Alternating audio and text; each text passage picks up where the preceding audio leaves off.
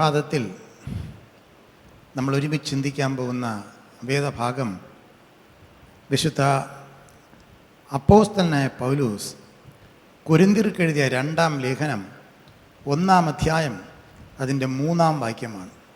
2 കൊരിന്ത്യർ 1:3. അപ്പോസ്തലനായ പൗലോസ് കൊരിന്ത്യർക്ക് എഴുതിയ 2-ാം ലേഖനം 1-ാം അധ്യായം അതിൻ്റെ 3-ാം വാക്യം. മനസ്സലിവുള്ള പിതാവും സർവ്വ ആശ്വാസവും നൽകുന്ന ദൈവവുമായി നമ്മുടെ കർത്താവായ യേശു ക്രിസ്തുവിൻ്റെ പിതാവായ ദൈവം വാഴ്ത്തപ്പെട്ടവൻ. പിതാവായ ദൈവത്തെ അപ്പോസ്തലനായ പൗലോസ് വാഴ്ത്തി സ്തുതിച്ചുകൊണ്ട് തൻ്റെ ലേഖനം, തൻ്റെ കത്ത് ആരംഭിക്കുകയാണ്. തൻ്റെ കത്തിൽ എഴുതുകയാണ്, പിതാവ് വാഴ്ത്തപ്പെട്ടവൻ. അതിനുവേണ്ടി അദ്ദേഹം ഉപയോഗിക്കുന്ന 2-3 വാക്കുകളാണ്. നമ്മുടെ പിതാവ് മനസ്സലിവുള്ള പിതാവാണ്. A compassionate father of compassion. രണ്ടാമത് പറയുന്നു, സർവ്വ ആശ്വാസവും നൽകുന്ന പിതാവ്, ഗോഡ് ഓഫ് ഓൾ കംഫർട്ട്സ്, എല്ലാ ആശ്വാസവും നൽകുന്ന പിതാവ്. ഒന്ന്, അവിടെ നിന്ന് മനസ്സലിവുള്ള പിതാവ്. 2, സർവ്വ ആശ്വാസവും തരുന്ന പിതാവ്. ആ പിതാവായ ദൈവത്തിൻ്റെ പുത്രനായ കർത്താവായ യേശു ക്രിസ്തുവിൻ്റെ നാമം മഹത്വപ്പെടട്ടെ. പിതാവായ ദൈവവും വാഴ്ത്തപ്പെടട്ടെ. പ്രിയപ്പെട്ടവരെ, നമ്മുടെ ദൈവത്തിന് അനേകം പേരുകളുണ്ട്. തൻ്റെ സ്വഭാവങ്ങളനുസരിച്ച് നമ്മൾ പല പേരുകളിൽ പിതാവായ ദൈവത്തെ വാഴ്ത്തി സ്തുതിക്കുന്നു. പക്ഷേ ദൈവത്തിനെ പല പേരുകളിൽ നമ്മൾ വാഴ്ത്തി സ്തുതിക്കുമ്പോഴും നമ്മൾ അറിയുന്നു, നമുക്ക് ഒരേ ഒരു ദൈവമേ ഉള്ളൂ. ദൈവത്തിൻ്റെ പല സ്വഭാവങ്ങളിൽ നമ്മൾ ദൈവത്തെ സ്തുതിക്കുന്നു എന്നേ ഉള്ളൂ. ഒരേ ഒരു ദൈവം. ആ ദൈവത്തിൻ്റെ ഒരു സ്വഭാവം മാത്രമാണ് ഇവിടെ പറയുന്നത്. അവിടെ നിന്ന് നമ്മെ ആശ്വസിപ്പിക്കുന്ന ദൈവം, സർവ്വ ആശ്വാസങ്ങളുടെയും ദൈവം. ഹല്ലേലൂയ. ഇന്ന് ലോകം മുഴുവനുമുള്ള മനുഷ്യർ ആശ്വാസം അന്വേഷിച്ചുകൊണ്ടേയിരിക്കുന്നു. ആശ്വാസം തിരഞ്ഞുകൊണ്ട് ഓടിക്കൊണ്ടേയിരിക്കുന്നു. എന്നാൽ അവർക്കെല്ലാവർക്കുമുള്ള ഒരു സന്ദേശമാണ്, ദൈവമാണ് ആശ്വാസത്തിൻ്റെ ഉറവിടം എന്നത്. യെശയ്യാപ്രവചനം 51-ാം അധ്യായം അതിൻ്റെ 3-ാം വാക്യം. യെശയ്യാവ് 51:3 പറയുന്നു, യഹോവ സിയോനെ ആശ്വസിപ്പിക്കുന്നു. അവൻ അതിൻ്റെ സകല ശൂന്യസ്ഥലങ്ങളെയും ആശ്വസിപ്പിച്ച് അതിൻ്റെ മരുഭൂമിയെ ഏദനെപ്പോലെയും അതിൻ്റെ നിർജ്ജന പ്രദേശത്തെ യഹോവയുടെ തോട്ടത്തെപ്പോലെയും ആക്കും. ആനന്ദവും സന്തോഷവും സ്തോത്രവും സംഗീതഘോഷവും അതിലുണ്ടാകും. കാരണം യഹോവ സിയോനെ ആശ്വസിപ്പിക്കുന്നു. യെശയ്യാപ്രവചനം 51:12 പറയുന്നു, ഞാൻ തന്നെ നിങ്ങളെ ആശ്വസിപ്പിക്കുന്നവൻ. ഞാൻ തന്നെ നിങ്ങളെ ആശ്വസിപ്പിക്കുന്നവൻ. നമുക്കെല്ലാവർക്കും അറിയാവുന്ന വചനമാണ്. യെശയ്യാവ് 49:15 അവിടെ പറയുന്നു, ഒരു സ്ത്രീ തൻ്റെ കുഞ്ഞിനെ മറക്കുമോ? താൻ പ്രസവിച്ച മകനോട് കരുണ തോന്നാതിരിക്കുമോ? അവർ മറന്നു കളഞ്ഞാലും ഞാൻ നിന്നെ മറക്കുകയില്ല. യെശയ്യാവ് 66:13 പറയുന്നു, അമ്മയെ ആശ്വസിപ്പിക്കുന്നത് പോലെ ഞാൻ നിങ്ങളെ ആശ്വസിപ്പിക്കും. എത്രയെത്ര വചനങ്ങളാണ് നമുക്ക് ബൈബിളിലുള്ളത്, ആശ്വാസത്തെക്കുറിച്ച് പറയുന്ന വചനങ്ങൾ. പ്രിയപ്പെട്ടവരെ, നമ്മൾ ഈ 2-ാം ശനിയാഴ്ചകളിൽ ഈ സ്ഥലത്ത് വരുന്നതും ദൈവത്തിൻ്റെ ആശ്വാസം അനുഭവിക്കാനാണ്. ഇവിടെ പോയാൽ ആശ്വാസം കിട്ടും, ഇവിടെ പോയാൽ അല്പ സമാധാനം കിട്ടും എന്ന് അന്വേഷിക്കുന്നവർ ദൈവത്തെ അന്വേഷിച്ച് പല സ്ഥലങ്ങളിലേക്കും ഓടുമ്പോൾ, സത്യദൈവത്തെ അന്വേഷിച്ച് കുറേ പേർ ദൈവത്തെ സത്യത്തിലും ആത്മാവിലും ആരാധിക്കാൻ പോകുന്നു. അങ്ങനെയാണ് അനേക വർഷങ്ങളായി, കഴിഞ്ഞ 30 വർഷങ്ങളായി നാം ഇവിടേക്കും കടന്നു വരുന്നത്. വിശ്വാസത്തോടെ വരുന്നവർക്ക് ദൈവം നൽകുന്ന ആശ്വാസം അനുഭവിക്കാൻ സാധിക്കുന്നു. അത് ദൈവം തരുന്നതാണ്, അത് മനുഷ്യർ തരുന്നതല്ല. സ്തോത്രം. എങ്ങനെയാണ് നമുക്ക് ആശ്വാസം വരുന്നത്? ഇവിടെ പറയുന്ന ആശ്വാസം എന്ന വാക്കിന് എന്താണ് ആശ്വാസം എന്ന് പറഞ്ഞാൽ, പലതരത്തിൽ ഉള്ള വാക്കുകൾ കൊടുത്തിട്ടുണ്ട്. വിശ്രമം എന്ന് പറയുന്നുണ്ട്, സുഖം എന്ന് പറയുന്നു, സമാധാനം എന്ന് പറയുന്നു. ഞാൻ നിങ്ങൾക്ക് വിശ്രമം തരാം, റെസ്റ്റ് തരാം. ഞാൻ നിങ്ങൾക്ക് സുഖം തരാം, ഞാൻ നിങ്ങൾക്ക് സമാധാനം തരാം. ഇതെല്ലാം കർത്താവ് പറഞ്ഞിട്ടുള്ളതാണ് പല സമയങ്ങളിലായി. ആധുനിക മനുഷ്യൻ ഇത് അന്വേഷിച്ച് അലയുകയാണ്. വിശ്രമം അന്വേഷിച്ച്, സുഖം അന്വേഷിച്ച്, സമാധാനം അന്വേഷിച്ച്. എന്നാൽ ഇതിന് വളരെ ലളിതമായിട്ടാണ് വേദപുസ്തകം മറുപടി പറയുന്നത്. വളരെ ലളിതമായിട്ട്, അതിനൊരുപാട് ആശയക്കുഴപ്പങ്ങളൊന്നുമില്ല. ഇന്ന് പ്രഭാതത്തിൽ എന്താണ് ലളിതമായി കർത്താവ് ആശ്വാസത്തെക്കുറിച്ച് പറയുന്നത് എന്നാണ് നമ്മൾ ഒരുമിച്ച് ചിന്തിക്കാൻ പോകുന്നത്. നമുക്കെല്ലാവർക്കും അറിയാവുന്നൊരു വചനമാണ് മത്തായി 11:28. എല്ലാവർക്കും അറിയാം.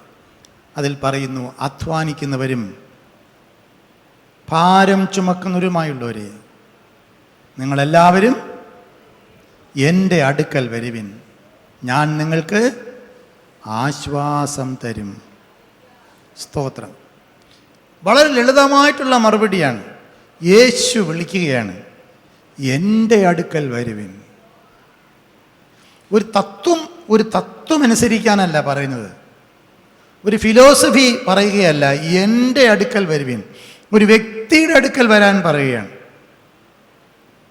കാരണം പഴയ നിയമ പശ്ചാത്തലത്തിൽ വ്യക്തികൾ വിമോചകരാണ്, സ്വാതന്ത്ര്യം കൊടുക്കും, ആശ്വാസം കൊടുക്കും എന്നെല്ലാം വ്യക്തികളെ വിശ്വസിച്ചിരുന്ന ഒരു കാലഘട്ടം ഉണ്ടായിരുന്നു. ഉൽപ്പത്തി പുസ്തകം 5-ാം അധ്യായം 29-ാം വാക്യം പഠിക്കുമ്പോൾ അവിടെ പറയുന്നു, ഏനോഷിൻ്റെ മകൻ മെതുശലേഹിൻ്റെ മകൻ ലാമക്കിൻ്റെ മകൻ നോഹ. ഈ കാലങ്ങളെല്ലാം വളരെ പരിതാപമായ അവസ്ഥയിലൂടെ പോയിക്കൊണ്ടിരുന്നു. പിന്നെ ഒരു മകൻ ജനിച്ചപ്പോൾ അദ്ദേഹത്തിന്, അയ്യോ ഈ മനുഷ്യൻ അല്ലെങ്കിൽ ഈ കുഞ്ഞ് ഞങ്ങൾക്ക് ആശ്വാസമായി തീരും എന്ന് വലിയ പ്രതീക്ഷയോടെ ആ മകന് ആശ്വാസം എന്ന് പേരിട്ടു എന്നെഴുതിയിരിക്കുന്നു. ആശ്വാസം, നോഹ എന്ന വാക്കിൻ്റെ അർത്ഥം തന്നെ ആശ്വാസം എന്നാണ്. പക്ഷെ നോഹയിലൂടെ ഈ ലോകത്തിന് ലഭിച്ചത് ആശ്വാസമല്ല എന്ന് നമുക്കറിയാം. ഭൂമി മുഴുവനും ജലപ്രളയമുണ്ടായി. ഉൽപ്പത്തി 5:29 ഇങ്ങനെ എഴുതിയിരിക്കുന്നു, യഹോവ ശപിച്ച ഭൂമിയിൽ നമ്മുടെ പ്രവൃത്തിയിലും നമ്മുടെ കൈകളുടെ പ്രയത്നത്തിലും ഇവൻ നമ്മെ ആശ്വസിപ്പിക്കുമെന്ന് പറഞ്ഞ് അവന് നോഹ എന്ന് പേരിട്ടു, ആശ്വാസം എന്ന് പേരിട്ടു. പക്ഷെ ജനത്തിന് ആശ്വാസം കിട്ടിയില്ല. നമ്മളും പലരെക്കുറിച്ചും ചിന്തിക്കുന്നു, ഇവർ നമുക്ക് ആശ്വാസം തരും. ചിലർ ചിന്തിക്കുന്നു, എൻ്റെ മക്കൾ എനിക്ക് ആശ്വാസമായി തീരും. ചിലർ ചിന്തിക്കുന്നു, ഇന്നവർ, ഇന്നയാൾ. പക്ഷേ ഇവർ എന്നെ ആശ്വസിപ്പിക്കുമെന്ന് പറഞ്ഞ് നോഹ എന്ന് പേരിട്ടെങ്കിലും നോഹയിലൂടെ അല്ല ആശ്വാസം വന്നതെന്ന് ബൈബിൾ പഠിക്കുമ്പോൾ നമുക്കറിയാം. യെശയ്യാവ് 40:1 പറയുന്നു, എൻ്റെ ജനത്തെ ആശ്വസിപ്പിക്കുക, കംഫർട്ട് മൈ പീപ്പിൾ. ദൈവം പറയുക, യെശയ്യാവിലൂടെ നിലവിളിക്കുകയാണ്, കംഫർട്ട് മൈ പീപ്പിൾ. എൻ്റെ ജനം കരയുന്നു, എൻ്റെ ജനം നിലവിളിക്കുന്നു, ഗോ ആൻഡ് കംഫർട്ട് ദം. യെശയ്യാവ് 61:1-2 വാക്യങ്ങളിൽ പറയുന്നു, എളിയവരോട് സദ്വർത്തമാനം ഘോഷിക്കാൻ യഹോവ എന്നെ അഭിഷേകം ചെയ്തിരിക്കുകൊണ്ട് യഹോവയായ കർത്താവിൻ്റെ ആത്മാവിൻ്റെ മേലിരിക്കുന്നു. ഹൃദയം തകർന്നവരെ മുറിവ് കെട്ടാനും തടവുകാർക്ക് വിടുതലും ബദ്ധന്മാർക്ക് സ്വാതന്ത്ര്യം അറിയിക്കാനും യഹോവയുടെ പ്രസാദ വർഷവും നമ്മുടെ ദൈവത്തിൻ്റെ പ്രതികാര ദിവസവും പ്രസിദ്ധമാക്കാനും ദുഃഖിതന്മാരെ ഒക്കെയും ആശ്വസിപ്പിക്കാനും സിയോനിലെ ദുഃഖിതന്മാർക്ക് വെണ്ണീറിന് പകരം അലങ്കാരമാലയും ദുഃഖത്തിന് പകരം ആനന്ദ തൈലവും വിഷണ്ണ മനസ്സിന് പകരം സ്തുതി എന്ന മേലാടയും കൊടുക്കാനും അവൻ എന്നെ അയച്ചിരിക്കുന്നു. ഇതാണ് അഭിഷേകം. This is the anointing. ഈ ഒരു അഭിഷേകത്തോടെയാണ് മെശിഹ വരും എന്ന് യെശയ്യാവ് പ്രഖ്യാപിക്കുന്നത്. അതിലൊന്നാണ് ദുഃഖിതന്മാരെ ഒക്കെയും ആശ്വസിപ്പിക്കാൻ. സ്തോത്രം. മെശിഹ വന്നത് ദുഃഖിതന്മാരെ ഒക്കെയും ആശ്വസിപ്പിക്കാനാണ്. അങ്ങനെയെങ്കിൽ ദുഃഖിച്ചിരിക്കുന്ന സഹോദര സഹോദരി, നീ ഏതെങ്കിലും കാരണത്തിൽ ദുഃഖിച്ചിരിക്കുന്നെങ്കിൽ നിങ്ങളെയും ആശ്വസിപ്പിക്കാനാണ് മെശിഹ വന്നത്. ഇത് എഴുതിയിരിക്കുന്നത് വിശുദ്ധ വേദപുസ്തകത്തിലാണ്. ഇത് വെറുതെ പറയുന്ന വാക്കുകളല്ല. ഏതെങ്കിലും കാരണത്താൽ നീ ദുഃഖത്തിലാണോ ഇരിക്കുന്നതെങ്കിൽ അറിയണം, യേശു വന്നത് തന്നെ ദുഃഖത്തിലിരിക്കുന്നവരെയൊക്കെയും ആശ്വസിപ്പിക്കാനാണ്. യോഹന്നാൻ 6:37 പറയുന്നു, എൻ്റെ അടുക്കൽ വരുന്നവനെ ഞാൻ ഒരു നാളും തള്ളിക്കളയുകയില്ല. അപ്പോസ്തല പ്രവൃത്തികൾ 3-ാം അധ്യായം 19-20 വാക്യങ്ങൾ വായിച്ചു നോക്കുവിൻ. അപ്പോസ്തല പ്രവൃത്തികൾ 3-ാം അധ്യായം 19-20 വാക്യങ്ങളിൽ പറയുന്നു, ആകയാൽ നിങ്ങളുടെ പാപങ്ങൾ മാഞ്ഞു കിട്ടേണ്ടതിന് മാനസാന്തരപ്പെട്ട് തിരിഞ്ഞുകൊള്ളുവിൻ. എന്നാൽ കർത്താവിൻ്റെ സമ്മുഖത്ത് നിന്ന് ആശ്വാസകാലങ്ങൾ വരികയും നിങ്ങൾക്ക് മുൻ നിയമിക്കപ്പെട്ട ക്രിസ്തുവായ യേശുവിനെ അവൻ അയക്കുകയും ചെയ്യും. പത്രോസും യോഹന്നാനും സന്നിഹിദ്രിയും സംഘത്തോട് പ്രസംഗിച്ച് പറയുകയാണ്, നിങ്ങളുടെ പുസ്തകത്തിൽ അങ്ങനെ എഴുതിയിരിക്കുന്നു, കർത്താവിൻ്റെ സന്നിധിയിൽ നിന്ന് ജനങ്ങളെ ആശ്വസിപ്പിക്കാനായി മെശിഹ വരും എന്ന്. ആ മെശിഹയാണ് ഈ യേശു. യേശു മെശിഹയായി തീരുന്നത് ദുഃഖത്തിലിരിക്കുന്നവരെ ആശ്വസിപ്പിക്കാനാണ്. പ്രിയപ്പെട്ടവരെ, ആശ്വാസകാലങ്ങൾ വരാൻ. അതുകൊണ്ടാണ് യേശു വിളിക്കുന്നത്, അധ്വാനിച്ച് ഭാരം ചുമക്കുന്നവർ എൻ്റെ അടുക്കൽ വരുവിൻ, ഞാൻ നിങ്ങളെ ആശ്വസിപ്പിക്കും. മാനസാന്തരപ്പെട്ട് ദൈവത്തിലേക്ക് തിരിയാൻ, കർത്താവിലേക്ക് തിരിയാൻ ഈ വചനം നമ്മളെ ആഹ്വാനം ചെയ്യുന്നു. ആശ്വാസ നാളുകൾ ഉണ്ടാകുന്നത് അപ്പോൾ മാത്രമാണ്. അങ്ങനെ ആശ്വാസ നാൾ വരും എന്നിവിടെ പറയുന്നു. ഇംഗ്ലീഷിൽ എഴുതിയിരിക്കുന്നത് a time of refreshing. A time of refreshing it will come to you and me.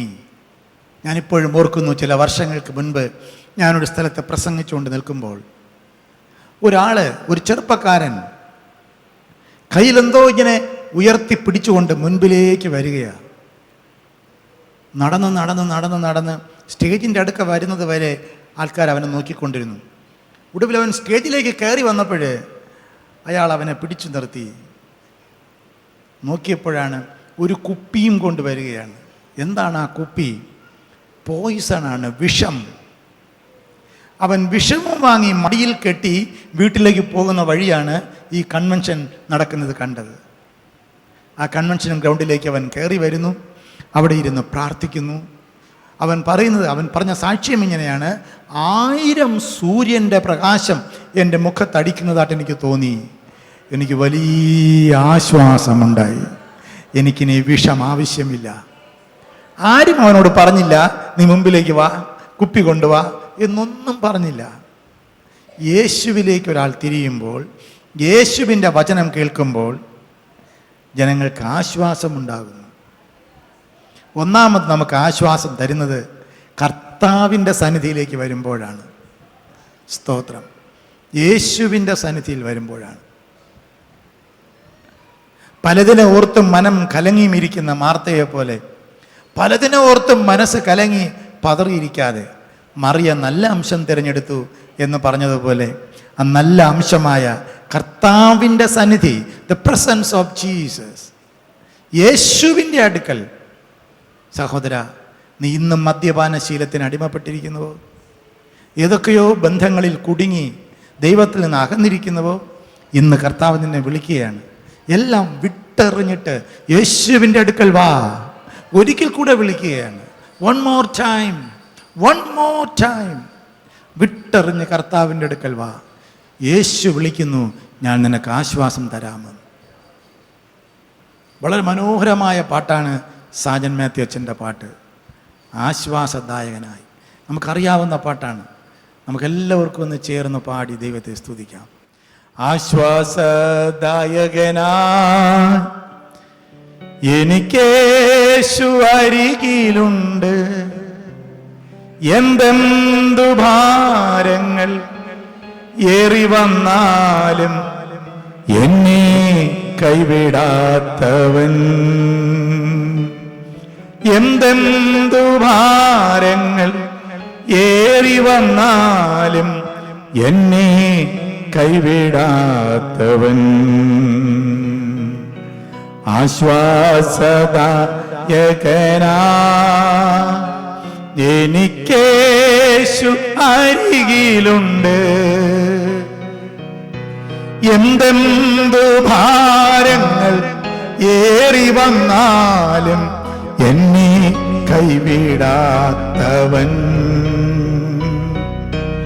എന്തെന്തു ഭാരങ്ങൾ ഏറി വന്നാലും എന്നെ കൈവിടാത്തവൻ. ആവശ്യഭാരങ്ങളാ ഞാനാകുലനായിടുമ്പോ,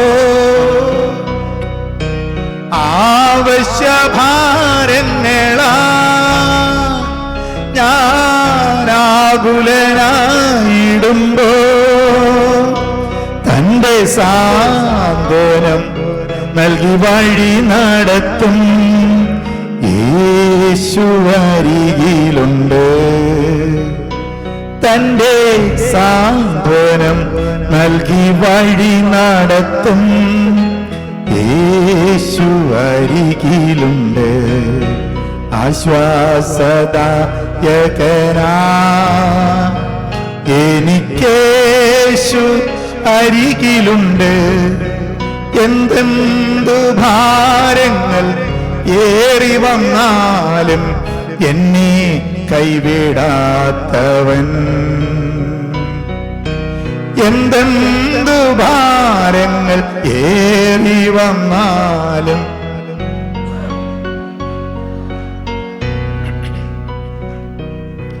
രോഗം പ്രയാസങ്ങളാൽ ഞാൻ ക്ഷീണിതനായിടുമ്പോ, രോഗം പ്രയാസങ്ങളാൽ ഞാൻ ക്ഷീണിതനായിടുമ്പോൾ എന്നെ താങ്ങിക്കരങ്ങളിൽ കാത്തിടും യേശു അരികിലുണ്ട്. എന്നെ താങ്ങിക്കരങ്ങളിൽ കാത്തിടും യേശു അരികിലുണ്ട്. ആശ്വാസദായകനാ എനിക്കേശു അരികിലുണ്ട്. എന്തെന്ത് ഭാരങ്ങൾ ഏറി വന്നാലും എന്നെ കൈവിടാത്തവൻ. എന്തെന്തു ഭാരങ്ങൾ ഏറി വന്നാലും എന്നെ കൈവിടാത്തവൻ. അമ്മയെ ആശ്വസിപ്പിക്കുന്നത് പോലെ ഞാൻ നിങ്ങളെ ആശ്വസിപ്പിക്കാം എന്ന് കർത്താവ് പറയുന്നു. ഒരു സ്ത്രീ തൻ്റെ കുഞ്ഞിനെ മറക്കുമോ? താൻ പ്രസവിച്ച മകനോട് കരുണ തോന്നാതിരിക്കുമോ? അവർ മറന്നു കളഞ്ഞാലും ഞാൻ നിന്നെ മറക്കുകയില്ല എന്ന് കർത്താവ് പറയുന്നു. യേശു വിളിക്കുന്നു, വരുവിൻ, ഞാൻ നിങ്ങൾക്ക് ആശ്വാസം തരാം. രണ്ടാമത് അതേ വാക്യം നാം തുടർന്ന് വായിച്ചു നോക്കുക. മത്തായി 11:28 നമ്മൾ വായിച്ചത്. 29 വാക്യത്തിൽ പറയുന്നു, എൻ്റെ മുഖം എടുത്തുകൊണ്ട് എന്നോട് പഠിക്കുക. എൻ്റെ മുഖം മൃദുവും എൻ്റെ ചുമട് ലഘുവുമാകുന്നു. എന്നിൽ നിന്ന് പഠിക്കുക, എൻ്റെ മുഖം നിങ്ങൾക്ക് ആശ്വാസം തരും. അത് ആത്മാക്കൾക്ക് ആശ്വാസം തരും എന്നാണ് 11:29 പറയുന്നത്.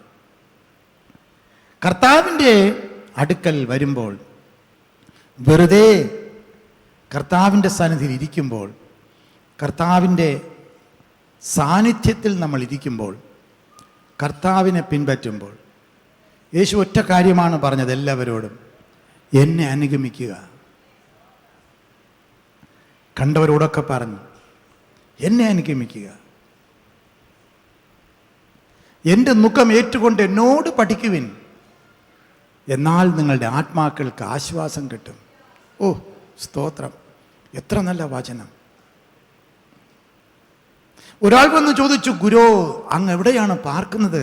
അന്ത്രയോസാണ് ചോദിച്ചത്. യേശു പറഞ്ഞു, വന്ന് കാണുക, കം എൻ്റെ പുറകെ വാ. യോഹന്നാൻ സുവിശേഷത്തിൽ അത് ആവർത്തിച്ച് കാണും. അവസാന അധ്യായത്തിലും കാണുന്നു, നീ എന്നെ അനുഗമിക്കുക. യോഹന്നാൻ ചോദിക്കുകയാണ് പത്രോസിനെ കുറിച്ച്. അപ്പം പറയുകയാണ്, നീ എന്നെ അനുഗമിക്കുക. Come and follow me. മത്തായി സുവിശേഷത്തിൽ യേശുവിൻ്റെ ശുശ്രൂഷ ആരംഭിക്കുന്നത് തന്നെ മത്തായി സുവിശേഷം 4-ാം അധ്യായത്തിൽ ഗലീല കടൽ കരയിൽ പോയി യേശു വിളിക്കുകയാണ്, എന്നെ അനുഗമിക്കുക എന്ന് പറഞ്ഞാൽ എന്താണ്? യേശുവിൻ്റെ വചനം, consolation through the words of Jesus. 1 തെസ്സലോനിക്ക ലേഖനം 4:18, സങ്കീർത്തനം 19:7 പറയുന്നു, അത് പ്രാണനെ തണുപ്പിക്കുന്നു. കർത്താവിൻ്റെ വചനം തികവുള്ളത്, അത് പ്രാണനെ തണുപ്പിക്കുന്നു. റോമർ 15:4 പറയുന്നു, തിരുവെഴുത്തുകളാൽ നമുക്ക് ആശ്വാസമുണ്ടാകുന്നു. പൗലൂസ് പറയുകയാണ്, എന്നാൽ മുന്നെഴുതിയിരിക്കുന്നതൊക്കെയും നമ്മുടെ ഉപദേശത്തിനായിട്ട് നമുക്ക് തിരുവെഴുത്തുകളാൽ ഉളവാകുന്ന സ്ഥിരതയാലും ആശ്വാസത്താലും പ്രത്യാശ ഉണ്ടാകേണ്ടതിന് തന്നെ ഇത് എഴുതിയിരിക്കുന്നു. കർത്താവിൻ്റെ വചനം നമുക്ക് ആശ്വാസം തരുന്നു. 1 കൊരിന്ത്യർ 14:3 പറയുന്നു, പ്രവചിക്കുന്നവൻ ആത്മീയ വർധനവിനും സഭയുടെ ആശ്വാസത്തിനും വേണ്ടി പ്രവചിക്കുന്നു. ആശ്വാസത്തിന് വേണ്ടി കർത്താവിൻ്റെ വചനം നമുക്ക് ആശ്വാസം തരുന്നു. ചില സ്ഥലങ്ങളിൽ നമ്മൾ പ്രസംഗിക്കുമ്പോൾ, എത്രയോ സ്ഥലങ്ങളിൽ എനിക്ക് അനുഭവമുണ്ട്, പ്രസംഗമെല്ലാം കഴിയുമ്പോൾ ആൾക്കാർ വന്ന് പറയും, ഇന്നത്തെ പ്രസംഗം എനിക്ക് വേണ്ടിയായിരുന്നു അച്ഛാ. അത് എവിടെ പ്രസംഗിച്ചാലും, പള്ളിയിൽ പ്രസംഗിച്ചാലും ചാപ്പലിൽ പ്രസംഗിച്ചാലും, ഞങ്ങളുടെ ഓഫീസിൻ്റെ ചാപ്പലുണ്ട്, എല്ലാ ദിവസവും 9 മുതൽ 9:30 വരെ ചെറിയ ചെറിയ മെസ്സേജുകൾ പറയാനുള്ള അവസരമുണ്ട്. എല്ലാവരും പറയും, ഇന്ന് സാർ എന്തെങ്കിലും പറയണം. ശരി, എന്തെങ്കിലും പറയുമ്പോൾ അത് കഴിയുമ്പോൾ പലരും വന്ന് കണ്ണ് നിറഞ്ഞുകൊണ്ട് പറയും, today sermon was for me. 2-3 ആഴ്ചയ്ക്ക് മുമ്പ് ഞാൻ UK-യിലായിരുന്നപ്പോൾ ഒരു ഉൾസ്ഥലത്ത് എന്നെ പ്രസംഗിക്കാൻ വിളിച്ചു. ഓക്സ്ഫോർഡ് ഡയസീസാണ്, ചർച്ച് ഓഫ് ഇംഗ്ലണ്ടിൻ്റെ ഡയസിസ് ഓഫ് ഓക്സ്ഫോർഡ്, വളരെ പ്രസിദ്ധമായ യൂണിവേഴ്സിറ്റിയുള്ള ഓക്സ്ഫോർഡ് ഡയസിസിൻ്റെ ഒരു പള്ളിയിലാണ് പ്രസംഗിക്കാൻ വിളിച്ചത്. 2 സർവീസാണ്, ഇംഗ്ലീഷ് ചർച്ചാണ്. ആദ്യത്തെ സർവീസ് ഞാൻ പ്രസംഗിച്ചു, 2ാമത്തെ സർവീസിലും പ്രസംഗിച്ചു. കൊച്ചു മെസ്സേജുകളാണ്. പോയപ്പോഴേ അവർ പറഞ്ഞു 10 to 12 minutes, 10-12 മിനിറ്റിനടുത്ത പ്രസംഗം, കൂടുതൽ പ്രസംഗിക്കാൻ പാടില്ല. അപ്പോൾ ഞാൻ ഈ രാവിലെ ഗുരുവചനം 5 മിനിറ്റ് പറഞ്ഞ് എനിക്കറിയാം, 5 മിനിറ്റോ 3 മിനിറ്റോ 10 മിനിറ്റോ എത്ര വേണമെങ്കിലും നമുക്ക് പ്രസംഗിക്കാവുന്നതേ ഉള്ളൂ.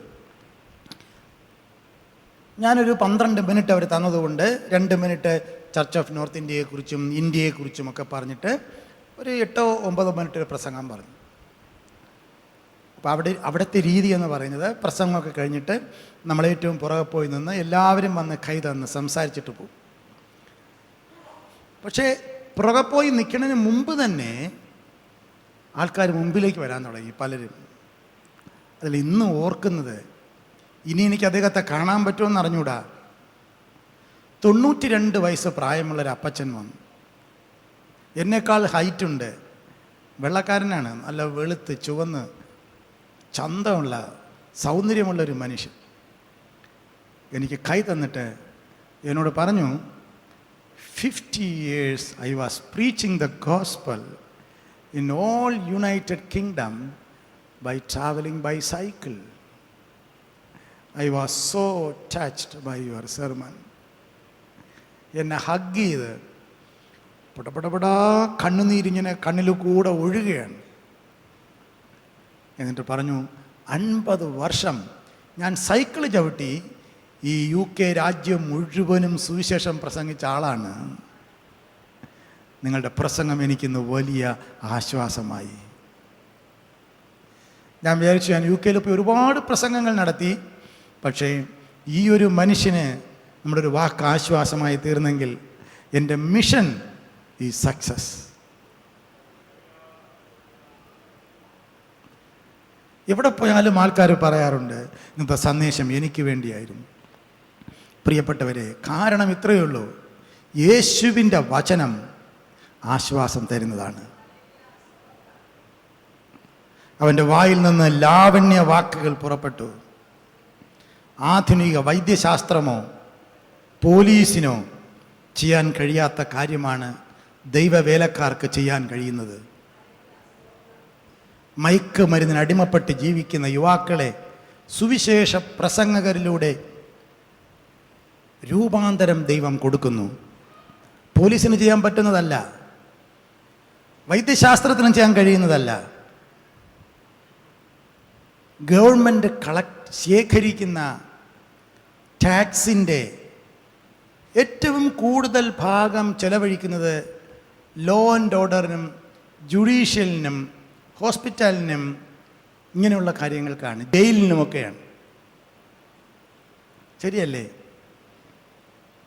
ഗവൺമെൻറ്റിൻ്റെ ഇൻകം, വരുമാനത്തിൻ്റെ ഏറ്റവും കൂടുതൽ ചെലവഴിക്കുന്നതിന് വേണ്ടിയാണ് പോലീസ്, പട്ടാളം, ജയില്, നിയമനിർമ്മാണങ്ങൾ, ഇതിനൊക്കെയാണ് ചെലവഴിക്കുന്നത്. വലിയ സിസ്റ്റമാണ് അതിനു വേണ്ടിയുള്ളത്. Judiciary system, law and order system, bureaucrat system, executive system, ഇതിനൊക്കെ ഒരു വലിയ സിസ്റ്റമാണ്. അതിനുവേണ്ടി കോടിക്കണക്കിന് രൂപയാണ് ചെലവഴിക്കുന്നത്. പക്ഷെ ഇതെല്ലാം ചെലവഴിച്ചിട്ടും, ഇതെല്ലാം കൊടുത്താലും, 30-40 വർഷം ജയിലിലിട്ടാലും ഒരു വ്യക്തിയെ കർത്താവ് തൊടുന്നില്ലെങ്കിൽ അവന് ഒരു മാറ്റവും വരില്ല. അവന് യഥാർത്ഥമായൊരു മാറ്റം ഉണ്ടാകണമെങ്കിൽ ദൈവത്തിൻ്റെ ആത്മാവ് രൂപാന്തരപ്പെടുത്തണം. ദൈവത്തിൻ്റെ ആത്മാവ് രൂപാന്തരപ്പെടുത്താൻ ഒരു പൈസയും ചെലവില്ല. സുവിശേഷം പ്രസംഗിച്ചാൽ മാത്രം മതി. അതെന്തുകൊണ്ട് നമ്മുടെ സർക്കാരുകൾ തിരിച്ചറിയുന്നില്ല? ഞാൻ ചിന്തിക്കാറുണ്ട്, നമ്മുടെ സർക്കാരുകൾ നല്ല സുവിശേഷം പ്രസംഗിക്കുന്നവർക്ക് മാസാമാസം ശമ്പളം കൊടുത്ത് അവരെ സുവിശേഷം പ്രസംഗിപ്പിച്ചിരുന്നെങ്കിൽ വലിയൊരു മാറ്റം സമൂഹത്തിനുണ്ടാകുമായിരുന്നു. അതുകൊണ്ടാണ് നമുക്ക് ഇൻകം ടാക്സ് തുടങ്ങിയ പലതും ഫ്രീ ആയിട്ട് സർക്കാർ തരുന്നത്. സർക്കാർ ചെയ്യുന്ന നല്ല കാര്യങ്ങളെ നമ്മളെപ്പോഴും അംഗീകരിച്ചേ പറ്റൂ. കാലാകാലങ്ങളിൽ വരുന്ന സർക്കാരുകൾ ആധുനിക വൈദ്യശാസ്ത്രമോ പോലീസിനോ ചെയ്യാൻ കഴിയാത്ത കാര്യമാണ് സുവിശേഷ വേലക്കാർക്ക് ചെയ്യാൻ കഴിയുന്നത്. കാരണം കർത്താവിൻ്റെ വചനം മനുഷ്യനെ ആശ്വസിപ്പിക്കുന്നു. പിന്നെ നമുക്ക് മുൻപിലേക്ക് പോകാം. ഫിലിപ്പിയ ലേഖനം 2-ാം അധ്യായം 1-ാം വാക്യം. ഫിലിപ്പിയ ലേഖനം 2:1 വായിക്കുമ്പോൾ ഇവിടെ പറയുന്നു, സ്നേഹത്തിൻ്റെ വല്ല ആശ്വാസവും ഉണ്ടെങ്കിൽ, ആത്മാവിൻ്റെ വല്ല കൂട്ടായ്മയും ഉണ്ടെങ്കിൽ, ക്രിസ്തുവിൽ വല്ല പ്രബോധനവുമുണ്ടെങ്കിൽ, വല്ല ആർദ്രതയും മനസ്സലിവുമുണ്ടെങ്കിൽ, നിങ്ങൾ ഏക മനസ്സുള്ളവരായി, ഏക സ്നേഹം കൊണ്ട് ഐകമത്യപ്പെട്ട് ഏകഭാവമുള്ളവരായി ഇങ്ങനെ എൻ്റെ സന്തോഷം പൂർണ്ണമാക്കുവിൻ. ഇത് പൗലോസ് സംസാരിക്കുന്നത് ക്രിസ്തീയ കൂട്ടായ്മയെക്കുറിച്ചാണ്, സഭയെക്കുറിച്ചാണ്. ഇവിടെ പറയുന്നത് consolation in and through the fellowship or the church, സഭയിലൂടെ കൂട്ടായ്മയിലൂടെ നമുക്ക് ലഭിക്കുന്ന ആശ്വാസമാണ്. റോമർ 15:4-6 വരെ പഠിച്ചു നോക്കുക.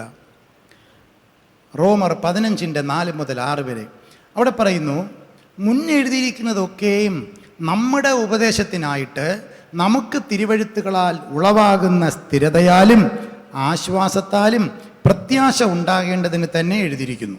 എന്നാൽ നിങ്ങൾ ഐകമത്യപ്പെട്ട് നമ്മുടെ കർത്താവായ യേശു ക്രിസ്തുവിൻ്റെ പിതാവായ ദൈവത്തെ ഏകമനസ്സോടെ ഒരു വായിനാൽ മഹത്വീകരിക്കേണ്ടതിന് സ്ഥിരതയും ആശ്വാസവും നൽകുന്ന ദൈവം നിങ്ങൾക്ക് ക്രിസ്തു യേശുവിനെ അനുരൂപമായി നമ്മൾ ഏകചിന്തയോടിരിക്കാൻ കൃപ നൽകട്ടെ.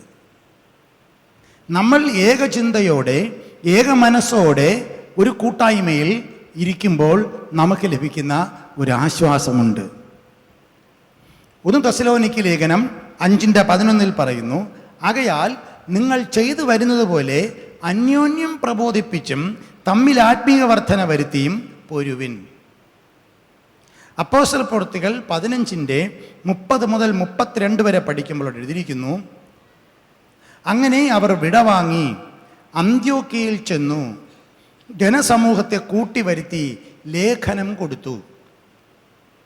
അവർ ഈ ആശ്വാസ വചനം വായിച്ച് സന്തോഷിച്ചു. ഏത് ആശ്വാസ വചനമാണ്? ബൈബിളല്ല, ബൈബിൾ വായിച്ചെന്നല്ല, ഒരു പ്രത്യേക വിഷയത്തിൽ, പരിച്ഛേദനയെക്കുറിച്ചുള്ള ഒരു വിഷയത്തിൽ ഒരു തർക്കമുണ്ടായി. കുറേ പേര് പറഞ്ഞു പരിച്ഛേദന ഏൽക്കണം. ചില മതമൗലികവാദികൾ, മതഭ്രാന്തന്മാർ, യഹൂദന്മാരുടെ നിന്ന് ക്രിസ്ത്യാനികളായി വന്നവർ, അവർ പറഞ്ഞു ഇതാണ് നമ്മുടെ പാരമ്പര്യം. പത്രോസിനെ പോലുള്ള അപ്പോസ്തലന്മാർ പറഞ്ഞു അതിൻ്റെ ആവശ്യമില്ല, ഇതില്ലാതെ തന്നെ ജനങ്ങളുടെ മേൽ പരിശുദ്ധാത്മാവ് ഞങ്ങൾ കണ്ടതാണ്. യേശുക്രിസ്തുവിനെ അംഗീകരിക്കാൻ ഈ മത ആചാരങ്ങൾ ആവശ്യമില്ല. അപ്പോൾ തർക്കമായി കഴിഞ്ഞപ്പോൾ അവർ ഒരുമിച്ച് കൂടി ആലോചിച്ചു, പ്രാർത്ഥിച്ചു. യാക്കോബിൻ്റെ നേതൃത്വത്തിൽ കൗൺസിൽ കൂടി ഒരു തീരുമാനമെടുത്തു. ആ തീരുമാനത്തെ മിനിറ്റ് എഴുതി, ശ്രദ്ധിച്ച് കേൾക്കണം, ആ മിനിറ്റ്, ആ റിപ്പോർട്ട് എഴുതി കൊടുത്തു വിട്ടു. യൂദയും ശീലാസും കൂടെ കൊണ്ടുപോവുകയാണ്. അത് കൊണ്ടുപോയി അത് വായിച്ചു. അവർ അന്ത്യോക്യയിൽ കൊണ്ടുപോയി ജനത്തെ കൂട്ടി വരുത്തി ആ മിനിറ്റ്, ആ സഭയുടെ തീരുമാനം വായിച്ച് കേൾപ്പിച്ചപ്പോൾ സഭയ്ക്ക് ആശ്വാസം വന്നു. എന്താണ് ഇതിൽ നിന്ന് മനസ്സിലാക്കുന്നത്? യൂദയും ശീലാസും അവിടെ എഴുതിയിരിക്കുന്നു, അവർ പ്രസംഗിക്കുന്നവരായതുകൊണ്ട് പല വചനങ്ങളാലും സഹോദരന്മാരെ പ്രബോധിപ്പിച്ച് ഉറപ്പിച്ചു. The decisions of the apostles or the church comforted the people. സഭയുടെ തീരുമാനങ്ങളും സഭയുടെ റെസൊല്യൂഷൻസും സഭയുടെ തീരുമാനങ്ങളും സഭയെടുത്ത തീരുമാനങ്ങൾ ജനങ്ങളെ ആശ്വസിപ്പിച്ചു. യെശയ്യാവ് 56:7 പറയുന്നു, എൻ്റെ പ്രാർത്ഥനാലയത്തിൽ ഞാൻ അവരെ സന്തോഷിപ്പിക്കും. കൂട്ടായ്മ തരുന്ന സന്തോഷം, സഭയിലൂടെ ലഭിക്കുന്ന ആനന്ദം, ആശ്വാസം. 2 കൊരിന്ത്യർ 1:4 മുതൽ 7 വരെ പറയുന്നു, ദൈവം ഞങ്ങളെ ആശ്വസിപ്പിക്കുന്ന ആശ്വാസം കൊണ്ട് ഞങ്ങൾ യാതൊരു കഷ്ടത്തിലുമുള്ളവരെ ആശ്വസിപ്പിക്കാൻ ശക്തരാകേണ്ടതിന് ഞങ്ങൾക്കുള്ള കഷ്ടത്തിലൊക്കെയും അവൻ ഞങ്ങളെ ആശ്വസിപ്പിക്കുന്നു. ക്രിസ്തുവിൻ്റെ കഷ്ടങ്ങൾ ഞങ്ങളിൽ പെരുകുന്നത് പോലെ തന്നെ ക്രിസ്തുവിനാൽ ഞങ്ങളുടെ ആശ്വാസവും പെരുകുന്നു. ഞങ്ങൾ കഷ്ടമനുഭവിക്കുന്നത് അത് നിങ്ങളുടെ ആശ്വാസത്തിനും രക്ഷയ്ക്കുമാകുന്നു. ഞങ്ങൾക്ക് ആശ്വാസം വരുന്നുവെങ്കിൽ അത് ഞങ്ങൾ സഹിക്കുന്ന കഷ്ടങ്ങൾ തന്നെ നിങ്ങളും സഹിക്കുന്നതിൽ നിങ്ങളുടെ ആശ്വാസത്തിനായി ഫലിക്കുന്നു. നിങ്ങൾ കഷ്ടങ്ങൾക്ക് കൂട്ടാളികളാകുന്നത് പോലെ ആശ്വാസത്തിനും കൂട്ടാളികൾ എന്നറിയാൽ നിങ്ങൾക്ക് വേണ്ടി ഞങ്ങളുടെ പ്രത്യാശ ഉറപ്പുള്ളത് തന്നെ. പൗലോസ് പറയുകയാണ്, ഞങ്ങൾ കഷ്ടമനുഭവിക്കുന്നെങ്കിലും നിങ്ങൾക്ക് ആശ്വാസമുണ്ടാകുന്നു. കൂട്ടായ്മയുടെ സ്ട്രെങ്താണ്, കൂട്ടായ്മയുടെ ഒത്തൊരുമയാണ്, ഏക മനസ്സാണ് അത് കാണിക്കുന്നത്. ഇന്ന് കൂട്ടായ്മകൾ തമ്മിൽ പിരിയുകയും അകലുകയും ആശ്വാസം നഷ്ടപ്പെടുത്തുകയും ചെയ്യുന്ന ഒരു കാലമാണ്. കൂട്ടായ്മയിലേക്ക് വരുന്നവർക്ക് ആശ്വാസം നഷ്ടപ്പെട്ടു പോകുന്നൊരു കാലമാണ്. എന്നാൽ പ്രിയപ്പെട്ടവരെ, ദൈവം നമുക്ക് കൂട്ടായ്മകൾ തന്നിരിക്കുന്നത് ആശ്വാസത്തിന് വേണ്ടിയാണ്, ആർദ്രതയ്ക്ക് വേണ്ടിയാണ്, പരസ്പരം ഭാരങ്ങളെ വഹിക്കാനാണ്, സ്നേഹിക്കാനാണ്, പങ്കുവയ്ക്കാനാണ്. അസൂയപ്പെടാനും കലഹിക്കാനും വെറുക്കാനുമല്ല കൂട്ടായ്മകൾ. കൂട്ടായ്മയുടെ തീരുമാനങ്ങൾ, അപ്പോസ്തലന്മാരെടുക്കുന്ന തീരുമാനങ്ങൾ നമ്മളെ ആശ്വസിപ്പിക്കേണ്ടതാണ്. കൂട്ടായ്മയും സഭയും നമുക്ക് നൽകുന്ന ഒരു ആശ്വാസമുണ്ട്. സഭയുടെ തീരുമാനം വായിച്ച് അവർ സന്തോഷിച്ചു എന്ന് എഴുതിയിരിക്കുമ്പോൾ ഒരു കാര്യവും കൂടെ അവിടെ മനസ്സിലാക്കണം. കുറേ പേർക്ക് അത് സന്തോഷമായിരുന്നില്ല. പ്രിയപ്പെട്ടവരെ, കുറേ പേർക്ക് അത് സന്തോഷമായിരുന്നില്ല. അത് ഐകകണ്ഠ്യേന ഉള്ള ഒരു തീരുമാനവും ആയിരുന്നില്ല. അവിടെ എതിർപ്പുണ്ടായിരുന്നു. പക്ഷേ അപ്പോസ്തലന്മാരുടെ തീരുമാനം ദൈവത്തിൻ്റെ തീരുമാനമാണെന്ന് അവർ വിശ്വസിച്ചു. അതിൽ അവർ ആശ്വസിച്ചു. ഹല്ലേലൂയ. അപ്പോസ്തലന്മാരെടുത്ത തീരുമാനം ദൈവത്തിൻ്റെ തീരുമാനമാണെന്ന് അവർ വിശ്വസിച്ചു. അതിൽ അവർ ആശ്വസിച്ചു. ക്രിസ്തീയ വിശ്വാസം നമുക്കെല്ലാവർക്കും വിശ്വാസമുണ്ട്. അതുകൊണ്ടാണ് നമ്മൾ ആരാധനയ്ക്ക് വരുന്നത്. ക്രിസ്തീയ വിശ്വാസം നമുക്കെങ്ങനെയാണ് ഉണ്ടായത്? ഒന്ന് പരിശോധിച്ച് നോക്കിയേ, എങ്ങനെയാണ് നമുക്ക് വിശ്വാസം ഉണ്ടായത്? ക്രിസ്തീയ വിശ്വാസത്തിന് ചില പ്രത്യേക ഘടനകളുണ്ട്, അല്ലെങ്കിൽ പ്രകടനങ്ങളുണ്ട്. Various expressions of Christian faith എന്നാണ് അതിനെ പറയുന്നത്.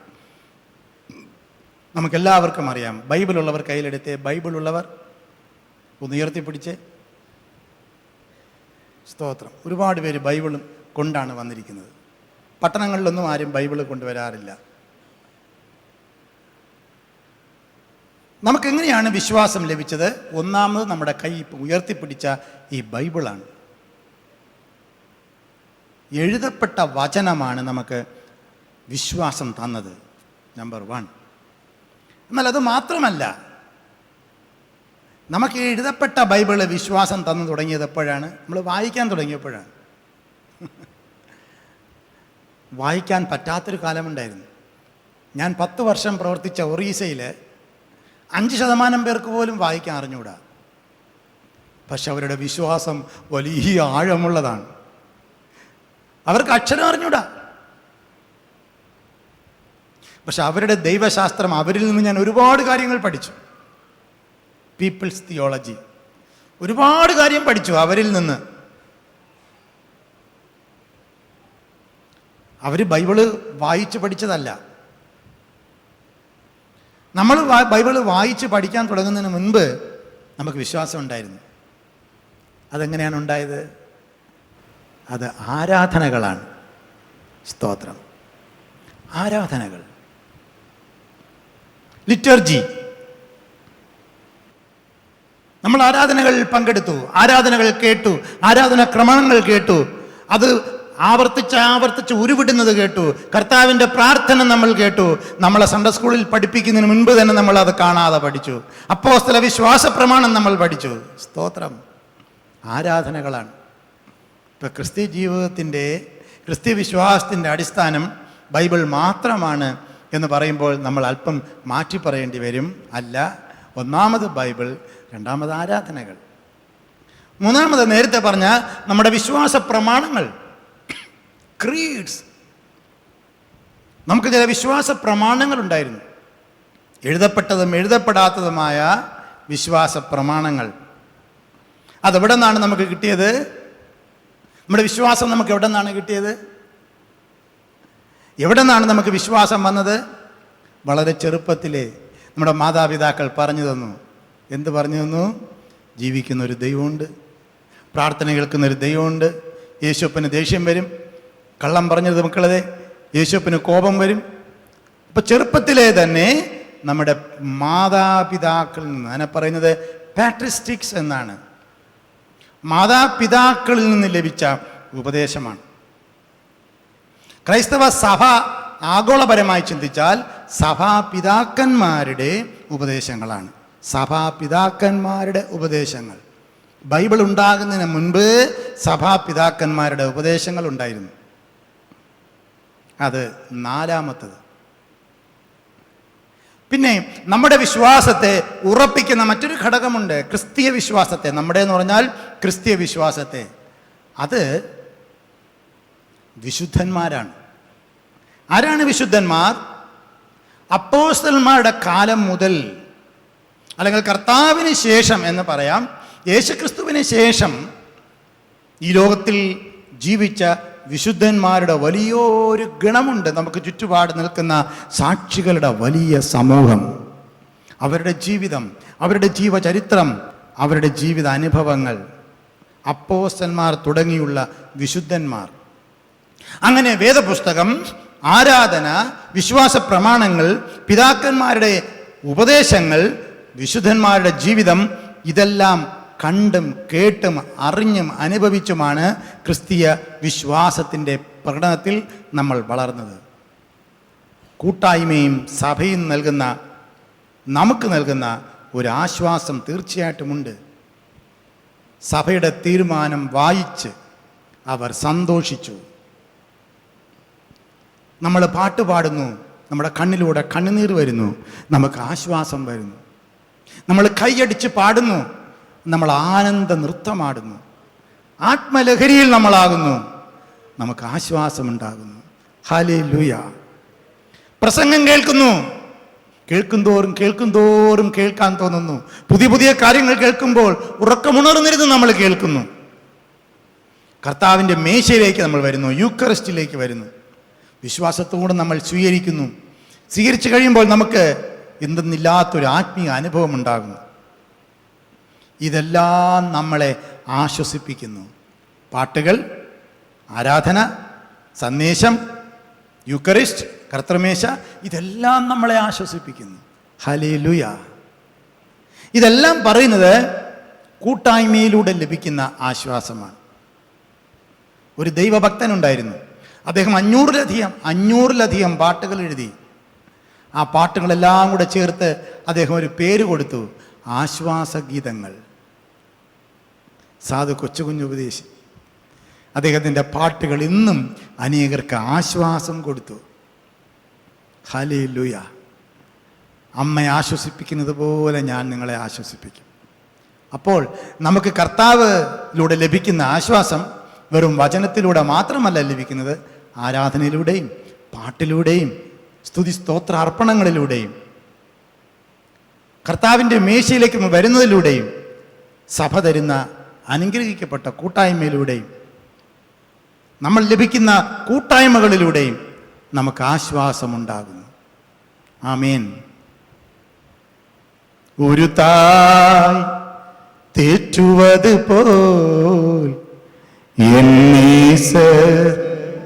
തേറ്റുവാൻ, ഒരു തായ് തേറ്റുവത് പോൽ എന്നീസർ തേറ്റുവാൻ.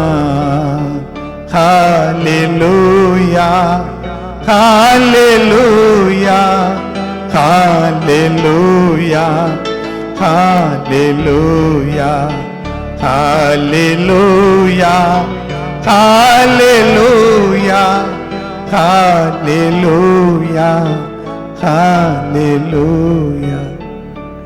எனக்காக மரித்தாரே, என் பாரம் சுமந்தாரே. எனக்காக மரித்தாரே, என் பாவம் சுமந்தாரே. ഒരു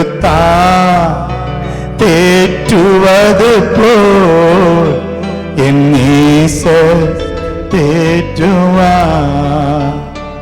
ഒരു അമ്മ കരുതും പോലെ എൻ്റെ യേശു കരുതുന്നു. ഒരു അമ്മ കരുതും പോലെ എൻ്റെ യേശു കരുതുന്നു.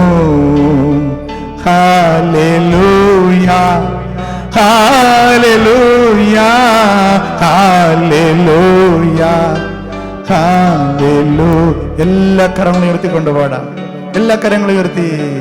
Hallelujah, hallelujah, hallelujah, hallelujah. എനിക്കായി നീ മരിച്ചല്ലോ, എൻ്റെ പാപം ചുമന്നല്ലോ. എനിക്കായി നീ മരിച്ചല്ലോ, എൻ്റെ പാപം ചുമന്നല്ലോ. ഒരു അമ്മ കരുതും പോലെ എൻ്റെ യേശു കരുതുന്നു. ഒരു അമ്മ കരുതും പോലെ എൻ്റെ യേശു കരുതുന്നു. ഹല്ലേലൂയ. ഒന്നാമത് പറഞ്ഞത് യേശു ക്രിസ്തുവിലേക്ക് വാ, നിനക്ക് ആശ്വാസം കിട്ടും. രണ്ടാമത് പറഞ്ഞത് യേശു ക്രിസ്തുവിലേക്ക് വരിക എന്ന് പറഞ്ഞാൽ യേശു ക്രിസ്തുവിൻ്റെ വചനത്തിലേക്ക്, ആ വചനത്തിലേക്ക്, വചനം അനുസരിക്കുന്നതിലേക്ക്, വചനം കേൾക്കുന്നതിലേക്ക് വരിക, നിങ്ങൾക്ക് ആശ്വാസം കിട്ടും. മൂന്നാമത് പറഞ്ഞത് യേശു തരുന്ന കൂട്ടായ്മയിലേക്ക് വരിക. ആ കൂട്ടായ്മ, ആ സഭ, ആ ബന്ധങ്ങൾ നമുക്ക് ആശ്വാസം തരും. നാലാമത്, ബൈബിളിൽ വളരെ അനുഗ്രഹിക്കപ്പെട്ട ഒരു വചനമുണ്ട്. അപ്പോസ്തലനായ പൗലൂസ് കൊരിന്ത്യർക്ക് എഴുതിയ 2-ാം ലേഖനം 7-ാം അധ്യായം അതിൻ്റെ 6-ാം വാക്യം. 2 കൊരിന്ത്യർ 7:6. അവിടെ ഇങ്ങനെ എഴുതിയിരിക്കുന്നു: എങ്കിലും എളിയവരെ ആശ്വസിപ്പിക്കുന്ന ദൈവം തീത്തോസിൻ്റെ വരവിനാൽ ഞങ്ങളെയും ആശ്വസിപ്പിച്ചു. സ്തോത്രം! എന്ത് നല്ലൊരു വചനമാണ്. എളിയവരെ ആശ്വസിപ്പിക്കുന്ന ദൈവം തീത്തോസിൻ്റെ വരവിനാൽ ഞങ്ങളെ ആശ്വസിപ്പിച്ചു. കൺസലേഷൻ ത്രൂ അതേഴ്സ്. മറ്റുള്ളവരിലൂടെ ദൈവം നമ്മളെ ആശ്വസിപ്പിക്കുന്നു. അവിടെ എഴുതിയിരിക്കുന്നു, അവൻ്റെ വരവിനാൽ മാത്രമല്ല, അവന് നിങ്ങളെക്കൊണ്ട് ലഭിച്ച ആശ്വാസത്താലും കൂടെ നിങ്ങളുടെ വാഞ്ചയും നിങ്ങളുടെ വിലാപവും എനിക്കായുള്ള നിങ്ങളുടെ എരിവും ഞങ്ങളോട് അറിയിച്ചതിനാൽ തന്നെ അതുകൊണ്ട് ഞാൻ അധികമായി സന്തോഷിച്ചു. പൗലൂസ് പറയുകയാണ്, തീത്തോസ് എന്ന തൻ്റെ സുഹൃത്ത് പൗലൂസിനെ കാണാൻ വന്നപ്പോൾ തീത്തോസിൻ്റെ വരവ് പൗലൂസിന് വലിയ ആശ്വാസമായി തീർന്നു. ഉൽപ്പത്തി 24:67 പറയുന്നു, റബേക്കയുടെ വരവ് കൊണ്ട് ഇസഹാക്കിന് അമ്മയുടെ മരണദുഃഖം മാറിപ്പോയി. പുറപ്പാട് പുസ്തകം 17:8 മുതൽ 16 വരെയുള്ള വാക്യങ്ങളിൽ വായിച്ചു നോക്കുവിൻ. അവിടെ പറയുന്നു, യുദ്ധഭൂമിയിലായിരിക്കുന്ന മോശയും ഹൂരും അഹരോനും യോശുവയും.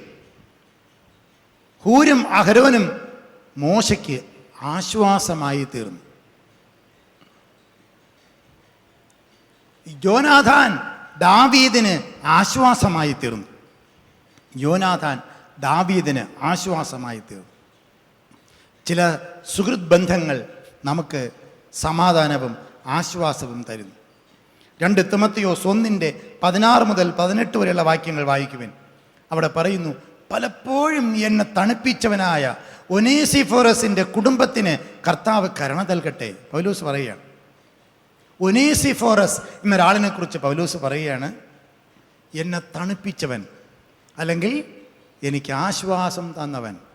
ദൈവം ചില വ്യക്തികളിലൂടെയും നമുക്ക് ആശ്വാസം തരും. അവിടെ പറയുന്നു, അവൻ എൻ്റെ ചങ്ങലയെക്കുറിച്ച് ലജ്ജിക്കാതെ ഞാൻ റോമയിൽ എത്തിയ ഉടനെ താല്പര്യത്തോടെ എന്നെ തിരഞ്ഞ് കണ്ടെത്തി. അതുകൊണ്ട് ആ ദിവസത്തിൽ കർത്താവിൻ്റെ പക്കൽ കരുണ കണ്ടെത്താൻ കർത്താവ് അവന് സംഗതി വരുത്തട്ടെ. എഫെസോസിൽ വെച്ച് അവൻ എന്തെല്ലാം എനിക്ക് ശുശ്രൂഷ ചെയ്തു എന്ന് നീ നല്ലവണ്ണം അറിയുന്നല്ലോ. എഫെസോസിലാണ് ഒനേസിഫറസിൻ്റെ സ്ഥലം. പറഞ്ഞാൽ ഒരുപാട് കാര്യങ്ങൾ പറയാനുണ്ട്, വിശദമാക്കുന്നില്ല. അവിടെ വെച്ചാണ് പൗലൂസ് ഒനേസിഫറസിനെ പരിചയപ്പെടുന്നത്. എഫെസോസ് എന്ന് പറഞ്ഞാൽ ടർക്കിയിലാണ്. അവിടെ നിന്ന് റോം വരെ 1500-ലധികം കിലോമീറ്ററുകളിലുണ്ട്. ഇത്രയും കിലോമീറ്ററുകൾ താണ്ടി അദ്ദേഹം റോമിൽ പോയി തെരഞ്ഞ് കണ്ടെത്തുകയാണ് പൗലൂസിനെ. കാരണം അദ്ദേഹം അപ്പോൾ ജയിലിലാണ്, വീട്ടുതടങ്കലിലാണ്. വീട്ടുതടങ്കലിൽ കിടക്കുന്ന പൗലൂസിനെ തേടി കണ്ടെത്തി അവിടെ പോയി അദ്ദേഹത്തിന് ആശ്വാസമായി തീർന്നു. പൗലൂസ് പറയുകയാണ്, ഒനേസിഫോറസ് എന്നെ തണുപ്പിച്ചു, കംഫർട്ടഡ് മീ. അവൻ എനിക്ക് എന്തെല്ലാം ചെയ്തുവെന്ന് നിനക്കറിയാമല്ലോ. അസൂയയില്ലാതെ സ്നേഹിക്കുന്ന സുഹൃത്തുക്കൾ, സ്വാർത്ഥതയില്ലാതെ കൂടെ നിൽക്കുന്ന പ്രാർത്ഥനാ സഹകാരികളൊക്കെ നമുക്ക് ആശ്വാസം തരും. അവരിലൂടെ ദൈവം നമ്മളെ ആശ്വസിപ്പിക്കും. തീത്തോസിൻ്റെ വരവിനാൽ എളിയവരെ ആശ്വസിപ്പിക്കുന്ന ദൈവം ഞങ്ങളെ ആശ്വസിപ്പിച്ചു. ഹല്ലേലൂയ. നമുക്ക് വേണ്ടി പ്രാർത്ഥിക്കുന്നവരുടെ സഹായവും സ്നേഹവും നമുക്ക് ആശ്വാസം തരും. എനിക്കാരും വേണ്ട, കർത്താവ് മാത്രം മതി, കർത്താവ് എനിക്കുണ്ട് എന്നുള്ള മണ്ടൻ പറച്ചിൽ സ്വാർത്ഥതയുള്ളവരിൽ നിന്ന് ഉണ്ടാകുന്നത് മാത്രമാണ്. ബന്ധങ്ങളിലൂടെ നമുക്ക് ആശ്വാസമുണ്ടാകും. ഭാര്യ നമുക്ക് ആശ്വാസമായി തീരും. ഒരിക്കൽ ഞാൻ ഈ പ്രസംഗം ഒരു സ്ഥലത്ത് പ്രസംഗിച്ച് കഴിഞ്ഞിട്ട്, ഇനി പറയാം എവിടെയാണെന്ന്, ചെറുവാരക്കുണം എന്ന സ്ഥലത്ത് ഞാൻ പ്രസംഗിച്ചു, ഒരു ഐക്യ കൺവെൻഷനിൽ. ഇതേ പ്രസംഗമല്ല, ഇതുമായി ബന്ധപ്പെട്ട്. അന്ന് എന്നെ ടീ കുടിക്കാനായിട്ട്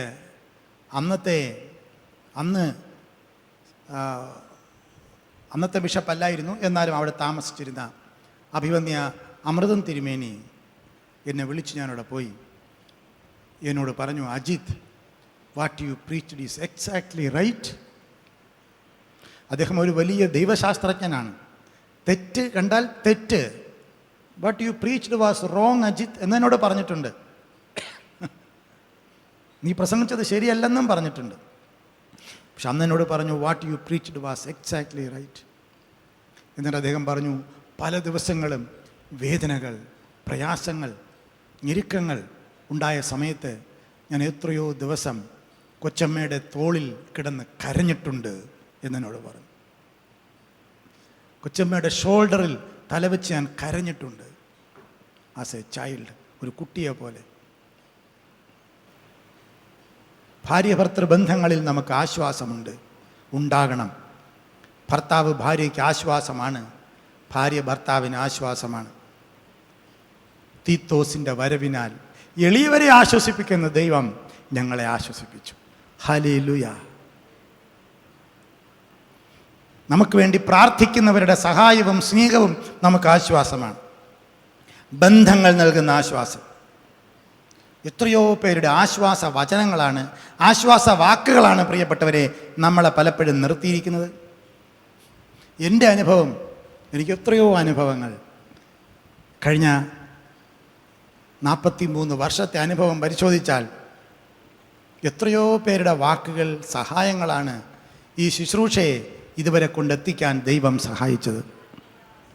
പ്രത്യേകിച്ച് ഞാൻ വളരെ കൃതാർത്ഥതയോടെ ഓർക്കുന്ന എൻ്റെ ഒരു സ്വന്തം സഹോദരൻ, എൻ്റെ ജ്യേഷ്ഠൻ, ഇന്നും ഇത്രയും പ്രായമായി, അദ്ദേഹത്തിന് എനിക്ക് തോന്നുന്നത് 66-67 വയസ്സ് പ്രായമുണ്ട്. ഇന്നും ഈ ഒരു ദിവസം ഉണ്ടെങ്കിൽ, ഒരു ദിവസം എന്നൊരു ദിവസമുണ്ടെങ്കിൽ അദ്ദേഹം എന്നെ ടെലിഫോൺ ചെയ്യും. ഏത് രാജ്യത്തിലാണെങ്കിലും അദ്ദേഹം സംസാരിക്കും. സുഖമാണോ, എങ്ങനെയുണ്ട്, ആരോഗ്യം നോക്കണം, ഭക്ഷണം കഴിച്ചോ. സ്വന്തം ചേട്ടൻ. ആ വാക്കുകൾ നമുക്ക് തരുന്ന ഒരു ആശ്വാസം. It comforts us. നമ്മുടെ സഹോദരിമാരുടെ പ്രാർത്ഥന. എൻ്റെ അപ്പൻ, എൻ്റെ പിതാവ് ആരോഗ്യത്തോടെ ജീവിച്ചിരുന്ന സമയത്ത് വലിയ ആശ്വാസമായിരുന്നു. അദ്ദേഹത്തിൻ്റെ അടുക്കൽ പോയി ഇരിക്കുന്നത് നമുക്കൊരാശ്വാസമായിരുന്നു. GMAയുടെ എല്ലാ പ്രവർത്തനങ്ങളും, എല്ലാ A to Z പ്രവർത്തനങ്ങളും ആശ്വാസമായിരുന്നു. കോവിഡ് സമയം വരെ എൻ്റെ ജ്യേഷ്ഠൻ എനിക്ക് എല്ലാ മാസവും ഒരു നിശ്ചിത എമൗണ്ട് ബാങ്കിലേക്ക് ഇട്ട് തരുമായിരുന്നു. ശമ്പളം തരുന്നത് പോലെ. ശമ്പളമല്ല, ദൈവവേല ചെയ്യാനായിട്ട്. അതൊരു ആശ്വാസമായിരുന്നു. ഒന്നും തിരിച്ച് പ്രതീക്ഷിച്ചുകൊണ്ടല്ല, നിസ്വാർത്ഥമായിട്ട്. മാതാപിതാക്കൾ, ഇപ്പോഴുള്ള അനുഭവങ്ങൾ പരിശോധിച്ചാലും അങ്ങനെ തന്നെ. അത്ഭുതകരമായിട്ട് ചിലരുടെ ഇടപെടലുകൾ. ഒരു പരിചയമില്ലാത്ത ആൾക്കാർ. കഴിഞ്ഞ ദിവസം ഞാൻ ആൻഡമാൻ നിക്കോബാറിലെ ഒരു ദിവസത്തെ ഒരു പ്രോഗ്രാം, സഭയുമായി ബന്ധപ്പെട്ട ഒരു പ്രോഗ്രാമിന് പോവുകയാണ്. അത്യാവശ്യമായിട്ട് പോകണം, ഒരു മീറ്റിംഗ് ഉണ്ട്. മീറ്റിംഗ് കഴിഞ്ഞ് തിരിച്ചു വരണം. എന്നോടൊപ്പം 3 പേരുണ്ട്. അതിൽ കൽക്കട്ട ബിഷപ്പുണ്ട്, കൽക്കട്ടയിലുള്ള സെക്രട്ടറി ഉണ്ട്, ഡയസിസിൻ്റെ, ഞാനുണ്ട്, അവിടുത്തെ ഒരു അച്ഛനുണ്ട്. ഇപ്പോൾ എയർപോർട്ടിൽ ഇങ്ങനെ പോകുമ്പോൾ എൻ്റെ ബാഗിൻ്റെ പിടി താഴുന്നില്ല. അത് കുറേ നാളായി ചീത്തയായിട്ട്. എനിക്കത് വലിയ കാര്യമൊന്നുമില്ല, നമുക്ക് പുതിയ ബാഗ് വേണമെന്നൊന്നുമില്ല. അപ്പോൾ ഞാനതിനെ താഴ്ത്തിയിട്ടത് താഴുന്നില്ല. അത് കുറച്ച് ഡിസ്റ്റർബൻസായി. അപ്പോൾ അവർ നേരത്തെ അങ്ങ് അകത്ത് പോയി. പക്ഷെ അവിടെ നിന്നുകൊണ്ട് അവരെന്തോ ഇത് കണ്ടു. താഴെയാക്കി ഞാൻ ബാഗ് കൊടുത്തു. വെളിയിറങ്ങി ബാഗ് കൊടുത്ത് സെക്യൂരിറ്റി ചെക്ക് കഴിഞ്ഞ് അകത്ത് പോയപ്പോൾ ഡയസിഷൻ സെക്രട്ടറി എൻ്റെ അടുക്ക് വന്ന് പറഞ്ഞു, സാർ ഒരു നിമിഷം വരണം. അവിടെ അച്ഛന്മാരെയൊക്കെ സാറെന്നാണ് വിളിക്കുന്നത്, ബിഷപ്പിനെയും സാറെന്നാണ് വിളിക്കുന്നത്. ഇവിടെ പോലെ തിരുമേനി മനസ്സെന്നൊന്നും വിളിക്കാറില്ല. സാർ എന്നാണ് വിളിക്കണേ. സാർ തന്നെ ഏറ്റവും വലിയ മോഡറേറ്ററെയും സാർ എന്നാണ് വിളിക്കണം. Moderator sir, bishop sir. അപ്പോൾ എൻ്റെ അടുത്ത് പറഞ്ഞു, സാർ ഒന്ന് വരണം. എൻ്റെ അടുത്ത് പറഞ്ഞു, ഇനി സാർ ഈ പഴയ ബാഗ് കൊണ്ട് നടക്കണ്ട. അവരപ്പം തന്നെ തീരുമാനമെടുത്തു. രണ്ടുപേരും കൂടെ ചേർന്ന് എന്നെ വിളിച്ചുകൊണ്ടുപോയി എയർപോർട്ടിനകത്ത് തന്നെ 2 ബാഗ് വാങ്ങി തന്നു. ഞങ്ങൾ ആദ്യമായിട്ടാണ് ഒരുമിച്ച് യാത്ര ചെയ്യുന്നത്. വി വെർ നോട്ട് ഫ്രണ്ട്സ്, ഞങ്ങൾ കൂട്ടുകാരൊന്നും അല്ല. അദ്ദേഹത്തിന് തോന്നി പാവം ഈ അച്ഛനൊരു ബാഗ് വാങ്ങിക്കൊടുക്കാമെന്ന്. എനിക്കതുകൊണ്ട് വലിയ ഓവർ സന്തോഷമൊന്നുമില്ല. കുറച്ച് ദിവസം കഴിയുമ്പോൾ ഞാൻ ആർക്കെങ്കിലും കൊടുക്കുമായിരിക്കും. പക്ഷേ ദൈവം ഓരോരുത്തരിലൂടെ നമുക്ക് തരുന്ന ഒരു ആശ്വാസം, A sort of comfort, rest. ഒരു പരിചയമില്ലാത്ത ആൾക്കാർ പോലും നമ്മളെ സ്നേഹിക്കുന്നു, സഹായിക്കുന്നു. ചോദ്യം, ഇതെങ്ങനെയാണിത് സംഭവിക്കുന്നത്? ക്വസ്റ്റ്യൻ. അപ്പോഴാണ് 2 Corinthians 7:6 ഓർക്കേണ്ടത്. എളിയവനെ ആശ്വസിപ്പിക്കുന്ന ദൈവം തീത്തോസിൻ്റെ വരവിനാൽ ഞങ്ങളെ ആശ്വസിപ്പിച്ചു. ഇതിൻ്റെ എല്ലാം പിന്നിൽ ദൈവം എളിയവനെ ആശ്വസിപ്പിക്കുന്നു. ഹല്ലേലൂയ. നമ്മുടെ GMIയുടെ ശുശ്രൂഷകളെ ഏതെല്ലാം വഴികളിലൂടെ ദൈവം കൊണ്ടുപോയിക്കൊണ്ടിരിക്കുന്നു. പല സ്ഥലങ്ങളിൽ ഇപ്പോൾ ആലയം പണികൾ നടക്കുന്നു, മിഷണറിമാർ പ്രവർത്തിക്കുന്നു, പലയിടത്തും സാമ്പത്തികമായി ഞെരുക്കങ്ങൾ വരുന്നു.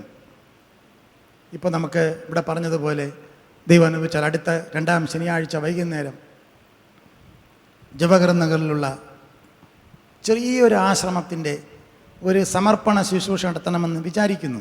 കുറേ പണികളിനിയുണ്ട്. ഒരുപാട് പണം അതിനുവേണ്ടി ചെലവഴിച്ചു. ഒരുപാട് പേര് പണം തന്നു. കുറേ പേർക്ക് തിരികെ കൊടുത്തു. ഇനിയും കുറച്ച് പേർക്ക് കൊടുക്കാനുണ്ടെന്നാണ് ഞാൻ കരുതുന്നത്. പക്ഷേ ഇതുവരെ നടത്തിയ ദൈവം അത്ഭുതകരമായിട്ട് ഇനിയും നടത്തും. സ്തോത്രം. കാരണം ദൈവം ചെയ്യുന്ന പ്രോജക്റ്റുകൾ ദൈവം പ്രവർത്തിക്കും. അല്ലെങ്കിൽ വേറെ ഏതെങ്കിലും വഴികൾ ദൈവം തുറക്കും. അതിനുവേണ്ടി ദൈവം പലരെയും ഉപയോഗിക്കുന്നു. അവരെ നമ്മൾ റെക്കഗ്നൈസ് ചെയ്യുന്നു. ഈ സഹോദരൻ, ഈ സഹോദരി, അവർ ഓരോരുത്തരും, അത് ഒരാളല്ല, 2 പേരല്ല, 3 പേരല്ല, എത്രയോ പേർ, പരിചയമില്ലാത്തവർ, എത്രയോ പേര് വിളിച്ചു പറയുന്നു, ഞാൻ സാറിന് വേണ്ടി ഇന്നും പ്രാർത്ഥിക്കുന്നു. ഞാൻ കണ്ടിട്ടില്ലാത്ത ഒരാൾ, I never met that person. എല്ലാ ദിവസവും ഒരു പയ്യനാണ്, ഒരു ചെറുപ്പക്കാരനാണ്. എനിക്ക് തോന്നുന്നു ഒരു 30-35 വയസ്സ് പ്രായം വരുമായിരിക്കും അവനെ കണ്ടിട്ട്. ഞാൻ അന്വേഷിച്ചു അവൻ ആരാണെന്നൊക്കെ. അപ്പോൾ എല്ലാ ദിവസവും എനിക്കൊരു മെസ്സേജ് അയക്കും. എന്നിട്ട് പറയും, sir I am praying for you. ഒരു സെൻറ്റൻസ്. എളിയവരെ ആശ്വസിപ്പിക്കുന്ന ദൈവം തീത്തോസിൻ്റെ വരവിനാൽ ഞങ്ങളെ ആശ്വസിപ്പിച്ചു. I should recognize such people. സ്തോത്രം. അതുകൊണ്ട് ഞാൻ ഇട്ടിട്ട് പക്കളയും എന്നൊക്കെ പറഞ്ഞാൽ എനിക്ക് ചിരി വരും. ഒന്നല്ലെങ്കിൽ ഒരാൾ പോയാൽ വേറൊരാൾ വരും. ദൈവവേലയെ സഹായിക്കാൻ, പ്രവർത്തിക്കാൻ, ശുശ്രൂഷകൾ എന്തെല്ലാം അനുഗ്രഹമായി കഴിഞ്ഞ 43 വർഷമായിട്ട് തിരിഞ്ഞു നോക്കുമ്പോൾ മൈറ്റി മിറക്കിൾസ്, അത്ഭുതകരമായ അനുഭവങ്ങൾ, ദൈവം നടത്തിയ വഴികൾ. സ്തോത്രം. ഹല്ലേലൂയ. ഇപ്പോൾ ഞാൻ ചെയ്യുന്ന ജോലി വളരെ ടഫായിട്ടുള്ള ജോലിയാണ്. 28 ഡയസിസുകൾ, അതിൻ്റെ എല്ലാ ഭരണം, അഡ്മിനിസ്ട്രേഷൻ, കോർട്ട് കേസുകൾ, എന്നും ഓരോ കേസ് വരും.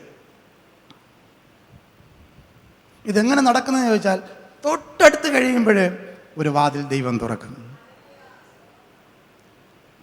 ഒരു വാതിൽ, എവിടെ കൂടെയെങ്കിലും ഒരു വാതിൽ തുറന്നു വരും. ഒരു വഴി ദൈവം തുറന്നു തരും. ആ വഴിയിലൂടെ നമ്മൾ യാത്ര ചെയ്യും. Our God is a great God. നമ്മുടെ ദൈവം വലിയൊരു ദൈവമാണ്. സ്തോത്രം. തീത്തോസിൻ്റെ സാന്നിധ്യം പൗലോസിന് ആശ്വാസമായി തീർന്നു. അതെങ്ങനെ ആശ്വാസമായി തീർന്നുവെന്ന് അവിടെ വായിച്ചു നോക്കണം. അടുത്ത അധ്യായങ്ങൾ. വേറെ ഒന്നുമല്ല അവിടെ ആശ്വാസമായി തീർന്നത്. വെറുതെ വന്നു പോയത് കൊണ്ടല്ല. തീത്തോസ് ദൈവവേലയെ സഹായിച്ചു. പണം കൊടുത്ത് സഹായിച്ചു. പണത്തിന് പണം തന്നെ വേണം. പണം തീത്തോസ് കൊടുത്ത് സഹായിച്ചു. അഭിഷിക്തന്മാരുടെ സാന്നിധ്യം നമുക്ക് ആശ്വാസം തരും. ഗോഡ് ഹു കൺസോൾസ് ദ ഡൗൺകാസ്റ്റ് എന്നാണ് ഇംഗ്ലീഷിൽ എഴുതിയിരിക്കുന്നത്. എളിയവരെ ആശ്വസിപ്പിക്കുന്ന ദൈവം. നമുക്ക് വേണ്ടി പ്രാർത്ഥിക്കുന്നവരുടെ സഹായവും സ്നേഹവും നമുക്ക് ആശ്വാസം തരുന്നു. ആശ്വാസം തരുന്ന ദൈവം. ഒരു കാര്യം കൂടെ പറഞ്ഞ് ഞാൻ അവസാനിപ്പിക്കാം, ഒരുമിച്ച് നമുക്ക് പ്രാർത്ഥിക്കാം. വിശുദ്ധ ലൂക്കോസ് സുവിശേഷം 16-ാം അധ്യായം 25-ാം വാക്യത്തിൽ പറയുന്നു, മകനേ, നിന്റെ ആയുസ്സിൽ നീ നന്മയും ലാസർ അവണ്ണം തിന്മയും പ്രാപിച്ചു എന്ന് ഓർക്കുക. ഇപ്പോൾ അവനെവിടെ ആശ്വസിക്കുന്നു, നീയോ വേദന അനുഭവിക്കുന്നു. അബ്രഹാം ധനവാനോട് പറയുകയാണ്, പാവപ്പെട്ട ലാസർ തൻ്റെ ആയുസ്സിൽ തിന്മ അനുഭവിച്ചു, പക്ഷെ ഇപ്പോൾ അവനെവിടെ ആശ്വസിക്കുന്നു. ലൂക്കോസ് 16:25. പ്രിയപ്പെട്ടവരെ, ഈ ലോകത്തിൽ നമുക്ക് എത്ര ആശ്വാസം കിട്ടിയാലും അതെല്ലാം താൽക്കാലികമാണെന്ന് നമുക്കറിയാം. പക്ഷേ നിത്യമായി നമുക്ക് ആശ്വാസം കിട്ടുന്ന ഒരു സമയമുണ്ട്. വെളിപ്പാട് 7:17, 21-3-4 വാക്യങ്ങളിൽ, വെളിപ്പാട് 6:11, 14:13 ഒക്കെ പറയുന്നു, ദൈവം താൻ നമ്മുടെ കണ്ണിൽ നിന്ന് കണ്ണുനീരെല്ലാം തുടച്ചു കളയും. ഇനി മരണമുണ്ടാവുകയില്ല, ദുഃഖവും മുറവിളിയും ഉണ്ടാവുകയില്ല. മരണം തീർന്നു പോകും, ശാപമില്ല, മരണമില്ല. കണ്ണിൽ നിന്ന് കണ്ണുനീരെല്ലാം തുടച്ചു കളയും. കാരണം നമ്മുടെ പ്രവൃത്തികളിൽ നിന്ന് അന്ന് വിശ്രമിക്കേണ്ടതാണ്. നിത്യമായ ആശ്വാസത്തിൻ്റെ ഒരു സ്ഥലം എന്ന് പറയുന്നത് നിത്യതയാണ്. നിത്യമായ ആശ്വാസം, eternal consolation. Consolation through salvation, യേശു ക്രിസ്തുവിലൂടെ വരുന്നതിലൂടെയുള്ള ആശ്വാസം. Consolation through the words of Jesus, യേശു ക്രിസ്തുവിൻ്റെ വചനത്തിലൂടെ ലഭിക്കുന്ന ആശ്വാസം. Consolation in and through the fellowship, കൂട്ടായ്മയിലൂടെയും കൂട്ടായ്മയ്ക്കകത്തും ലഭിക്കുന്ന ആശ്വാസം. കൺസലേഷൻ ത്രൂ അതേഴ്സ്, മറ്റുള്ളവരിലൂടെ ലഭിക്കുന്ന കർത്താവ് തരുന്ന ആശ്വാസം. കൺസലേഷൻ ഇൻ എറ്റേണിറ്റി, നിത്യതയിൽ നമുക്ക് തരുന്ന ആശ്വാസം. ഹല്ലേലൂയ.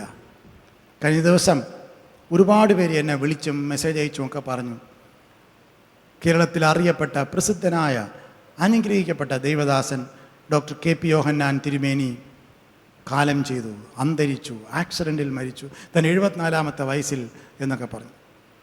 സോഷ്യൽ മീഡിയയിലെല്ലാം മറ്റ് മീഡിയകളിലൊക്കെ ധാരാളമായിട്ട് അദ്ദേഹത്തെക്കുറിച്ച് ഉയർത്തി പുകഴ്ത്തിയൊക്കെ പറയുന്നത് കണ്ടു.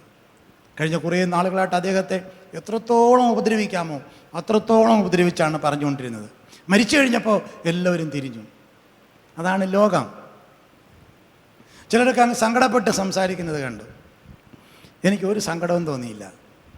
കാരണം 74-ാമത്തെ വയസ്സിൽ അദ്ദേഹം കണ്ണുനീരില്ലാത്ത, പെറുപെറുപ്പില്ലാത്ത, ദുഃഖമില്ലാത്ത, വിമർശനങ്ങളില്ലാത്ത നിത്യ തുറമുഖത്തിലെത്തിയിരിക്കുന്നു. ഇനി അദ്ദേഹം ആശ്വസിക്കട്ടെ. ചെറുപ്രായത്തിൽ തന്നെ കർത്താവിന് വേണ്ടി ഇറങ്ങി തിരിച്ച ആളാണ്. ഒരുപാട് ദൈവത്തിന് വേണ്ടി ചെയ്തു. തൻ്റെ ബുദ്ധിയിൽ നല്ലതെന്ന് തോന്നിയതെല്ലാം അദ്ദേഹം ചെയ്തു. ചെയ്തതെല്ലാം ഭയങ്കരമായി ചെയ്തു. ഇന്ത്യയിൽ അങ്ങനെ ആരും ചെയ്തിട്ടില്ല. പൂർത്തീകരിച്ച് അദ്ദേഹം കടന്നുപോയി. അദ്ദേഹത്തിൻ്റെ മരണം കൊലപാതകമാണെന്നും കൂടെയുള്ളവരാരോ തന്നെ അമേരിക്കയിൽ പ്ലാൻ ചെയ്ത് കൊന്നുകളഞ്ഞതാണെന്നും ഒക്കെ പറയുന്നുണ്ട്. ശരിയാണോ തെറ്റാണോ ഒന്നും എനിക്ക് അറിഞ്ഞുകൂടാ. അന്വേഷണങ്ങൾ നടക്കട്ടെ. ആയിരിക്കാം. കാരണം കൂടെയുള്ളവരെ ഒന്നും നമുക്ക് വിശ്വസിക്കാൻ പറ്റുന്ന ഒരു കാലത്തിലല്ല ഇന്ന് ലോകം പൊയ്ക്കൊണ്ടിരിക്കുന്നത്. പക്ഷെ ഒരു കാര്യം, അങ്ങനെയൊക്കെ എന്നെ ആൾക്കാർ വിളിച്ച് ചോദിച്ചു, അച്ഛൻ എന്തെങ്കിലും അറിയാമോ? ഡൽഹിയിലേക്ക് ആൾക്കാരും ചോദിച്ചു, what really happen because you are from Kerala. ഞാൻ പറഞ്ഞു, എനിക്കൊന്നും അറിയത്തില്ല. But one thing I know that he is with Jesus. ചതിയില്ലാത്ത, വഞ്ചനയില്ലാത്ത, പഴിയില്ലാത്ത, വ്യാജമായ സ്നേഹമില്ലാത്ത ഒരു സ്ഥലത്തിൽ അദ്ദേഹം എത്തിയിരിക്കുന്നു. സ്തോത്രം. അതെനിക്കറിയാം. ഞാൻ ഛത്തീസ്ഗഡിൽ പോകുമ്പോഴെല്ലാം പോകുന്നൊരു വീടാണ് ബിലാസ്പൂരിലൊരു വീട്. ബിലാസ്പൂരിൽ എത്രയോ മീറ്റിങ്ങുകൾ അവർ എനിക്ക് വേണ്ടി ക്രമീകരിച്ചിട്ടുണ്ട്. പല കാരണങ്ങളാൽ എനിക്ക് ആ വീട്ടുകാരെ ഇഷ്ടമാണ്. ആ വീട്ടിൽ ഒന്നാമത് അവർ ഒരു പാസ്റ്ററാണ്, ഒരു വലിയൊരു ആരാധന നടത്തുന്നു. സുവിശേഷത്തിന് വേണ്ടി അവർ ദൈവത്തിന് വേണ്ടി വളരെ പ്രവർത്തിക്കുന്നവരാണ്. ആ വീട്ടിലുള്ള ആ സിസ്റ്ററുടെ പേര് ഗ്രേസ് എന്നാണ്. ബിലാസ്പൂർ ഛത്തീസ്ഗഡിലാണെങ്കിലും അവർ മലയാളിയാണ്. ബാക്കി എല്ലാവരും ഹസ്ബൻഡും എല്ലാവരും നോർത്ത് ഇന്ത്യൻസാണ്. പക്ഷെ അവർ മലയാളിയാണ്. മക്കൾക്കൊന്നും മലയാളം അറിയത്തില്ല, കാരണം ഇവർ വർഷങ്ങൾക്ക് മുൻപ് അവിടെ പോയതാണ്. അതുകൊണ്ട് എപ്പോഴൊക്കെ ഞാൻ ബിലാസ്പൂരിൽ പോകുമോ അപ്പോഴെല്ലാം നല്ല മലയാളം ഫുഡ് ഉണ്ടാക്കി തരും. ഒരു പ്രത്യേക സുഖമല്ലേ, കപ്പയും മീനും മരിച്ചിനിയും മീനും. നമ്മൾ എവിടെ 5 സ്റ്റാർ ഹോട്ടലിൽ പോയി കഴിച്ചാലും, ഇപ്പം ഞാൻ 2 മാസം പലയിടത്തും യാത്ര ചെയ്തു. 5 സ്റ്റാർ ഹോട്ടലിലൊക്കെ ഇങ്ങനെ ഫുഡ് നിരത്തി വച്ചിരിക്കുന്നത് കാണാം. പക്ഷേ അപ്പോഴൊക്കെ ഞാൻ ഓർക്കും, വർഷങ്ങൾക്ക് മുമ്പ് മരിച്ചിനിയും മീനും എൻ്റെ അമ്മ തരുന്ന മരിച്ചിനിയും മീനിയുടെ രുചി. ഇന്ന് ഞാൻ മിനിയോട് പറഞ്ഞു, കുറച്ച് മരിച്ചിനി വാങ്ങി നമുക്ക് കുറച്ച് മീനും കൂട്ടാൻ വെച്ച് തരണം. അതിൻ്റെ ടേസ്റ്റ് എന്ത് ടേസ്റ്റാണ്! കാരണം നമ്മൾ ഈ നാടൻ പ്രദേശത്ത് ഇവിടെ കിടന്ന ആളല്ലേ. ഇപ്പോൾ ഇവിടെ വലിയ വലിയ ഹോട്ടലിൽ നിന്നൊക്കെ വെള്ളക്കാരൊക്കെ കഴിക്കണ കാണുമ്പോൾ വലിയ ഭക്ഷണമായിരിക്കും, അവരൊക്കെ വലിയ രീതിയിൽ കഴിക്കും, നമുക്കൊന്നും രുചിയും തോന്നുന്നില്ല. ബിലാസ്പൂരിൽ പോകുമ്പോഴെല്ലാം ഈ ഗ്രേസി ആൻറ്റി നല്ല മലയാളം സാമ്പാറും അവിയലും ചോറും, ബ്രദറിന് ഇഷ്ടമാണ് എന്ന് പറഞ്ഞ് രാവിലെ ഉച്ചയ്ക്ക് വൈകിട്ടെല്ലാം ഉണ്ടാക്കി തരും. ഹോട്ടലിൽ താമസിച്ച് അവിടെ കൊടുത്തു വിടും പിള്ളേരുടെ അടുത്ത കയ്യിൽ. പക്ഷെ കഴിഞ്ഞ ദിവസം അറിഞ്ഞു, അവർ പെട്ടെന്ന് കർത്താവിൻ്റെ അടുക്കലേക്ക് കടന്നുപോയി. മോൾ എനിക്ക് മെസ്സേജ് അയച്ചു, uncle mummy went to be with the Lord. Gracy aunty, സ്തോത്രം. ഒരുപാട് പ്രായമൊന്നുമില്ല, 2 മക്കളാണ്, ഒന്നും ആയിട്ടില്ല, പഠിച്ചുണ്ടാക്കിയിരിക്കണ പിള്ളേരാ. ഇതിൽ ചർച്ചയൊക്കെ ഉണ്ട്, അവരൊക്കെയാണ് ഇപ്പോഴും ആരാധനയൊക്കെ നടത്തുന്നത്. ഒരുപാട് പേര് കഴിഞ്ഞ ആഴ്ച പോയി. എനിക്ക് തോന്നുന്നത് തിരുമേനി കുറേ പേരെ കൊണ്ടുപോയെന്നാണ്. ഒരുപാട് പേര്, എനിക്ക് പരിചയമുള്ള ഒത്തിരി പേര് കഴിഞ്ഞ ആഴ്ച കർത്താവിൻ്റെ സന്നിധിയിലേക്ക് പോയി. കർത്താവിൻ്റെ സന്നിധിയിലേക്ക് യഥാർത്ഥത്തിൽ പ്രത്യാശയോടെ കർത്താവിൻ്റെ അടുക്കിലേക്ക് പോയവരാണെങ്കിൽ അത് സന്തോഷിക്കേണ്ടത് തന്നെയാണ്. കാരണം അവിടെ പറയുന്നു, മകനെ, നീ ആയുസ്സിൽ നന്മ അനുഭവിച്ചില്ല, എന്നാൽ ഇവിടെ അവൻ ആശ്വസിക്കുന്നു. ഇപ്പോൾ അവനിവിടെ ആശ്വസിക്കുന്നു. എന്ത് മനോഹരമായ വാക്കാണത്. ഇപ്പോൾ അവനിവിടെ ആശ്വസിക്കുന്നു. സ്തോത്രം. നമ്മൾ ആശ്വസിക്കാനായിട്ടാണ് കർത്താവിൻ്റെ അടുക്കിലേക്ക് പോകുന്നത്. നമ്മുടെ പാട്ടുപുസ്തകത്തിൽ 122 പാട്ട് പാടി നമുക്ക് പ്രാർത്ഥിക്കാം. 122 പാട്ട്. യേശു എന്നടിസ്ഥാനം ആശയാവനിലത്രേ, ആശ്വാസത്തിൻ പൂർണ്ണത യേശുവിൽ കണ്ടേ ഞാനും, ആശ്വാസത്തിൻ പൂർണ്ണത യേശുവിൽ കണ്ടേ ഞാനും. യേശു എന്നടിസ്ഥാനം ആശയാവനിലത്രേ,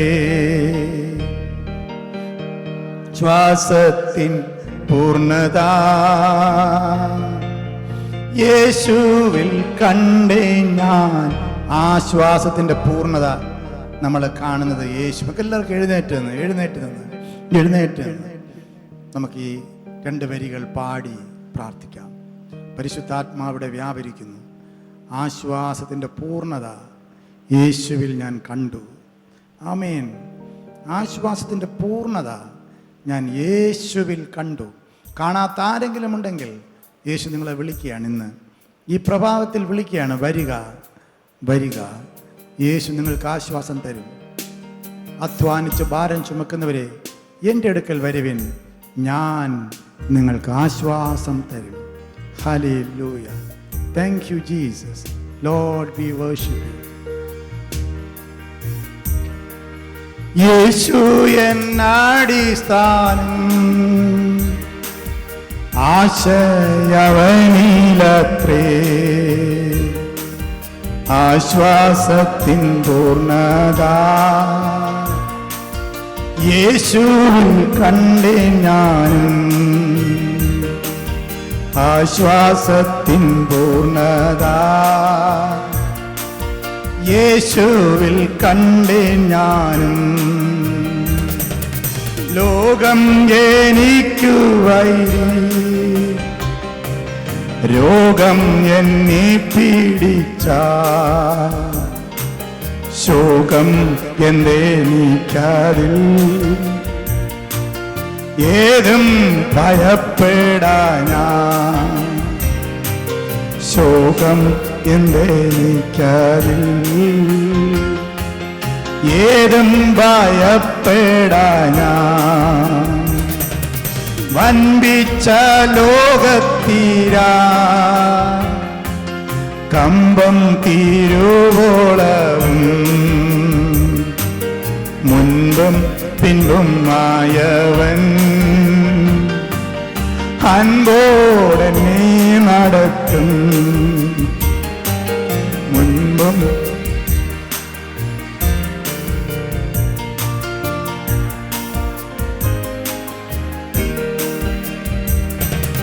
യേശു എന്നടിസ്ഥാനം ആശയ വനിലത്രേ ആശ്വാസത്തിൻ പൂർണ്ണത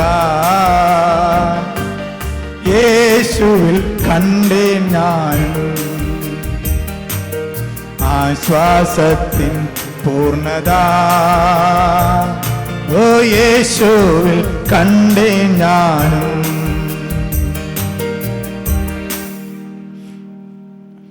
പ്രാർത്ഥിക്കാം. യേശു തരുന്ന ആശ്വാസം എനിക്ക് വേണം.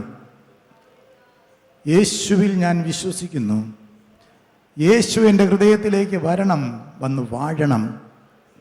യേശു എൻ്റെ രക്ഷകനാണ്, എൻ്റെ കർത്താവാണ്, എൻ്റെ പ്രഭുവാണ്, എൻ്റെ എല്ലാമാണ് എന്ന് വിശ്വസിക്കുന്നവർ കരങ്ങൾ ഉയർത്തിപ്പിടിച്ചുകൊണ്ട് ഞാൻ പറയുന്ന പ്രാർത്ഥന ഏറ്റുപറഞ്ഞ് പ്രാർത്ഥിച്ചാട്ടെ.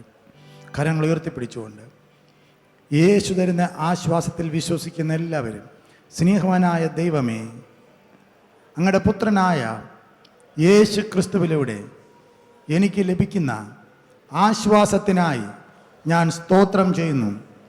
എൻ്റെ ഹൃദയത്തിൽ യേശുവേ അവിടുന്ന് വന്ന് വാഴണമേ. പരിശുദ്ധാത്മാവേ അങ്ങ് വരണമേ, എൻ്റെ ഉള്ളിൽ വന്ന് വാഴണമേ, എന്നെ നവീകരിക്കണമേ. പരിശുദ്ധാത്മാവേ, ആശ്വാസപ്രദനേ, ആശ്വാസമായി എൻ്റെ ജീവിതത്തിൽ അങ്ങ് വാഴണമേ. കുറവുകളെ ക്ഷമിക്കണമേ, അങ്ങനെ ഭരിച്ച് നടത്തണമേ, വിശുദ്ധീകരിക്കണമേ.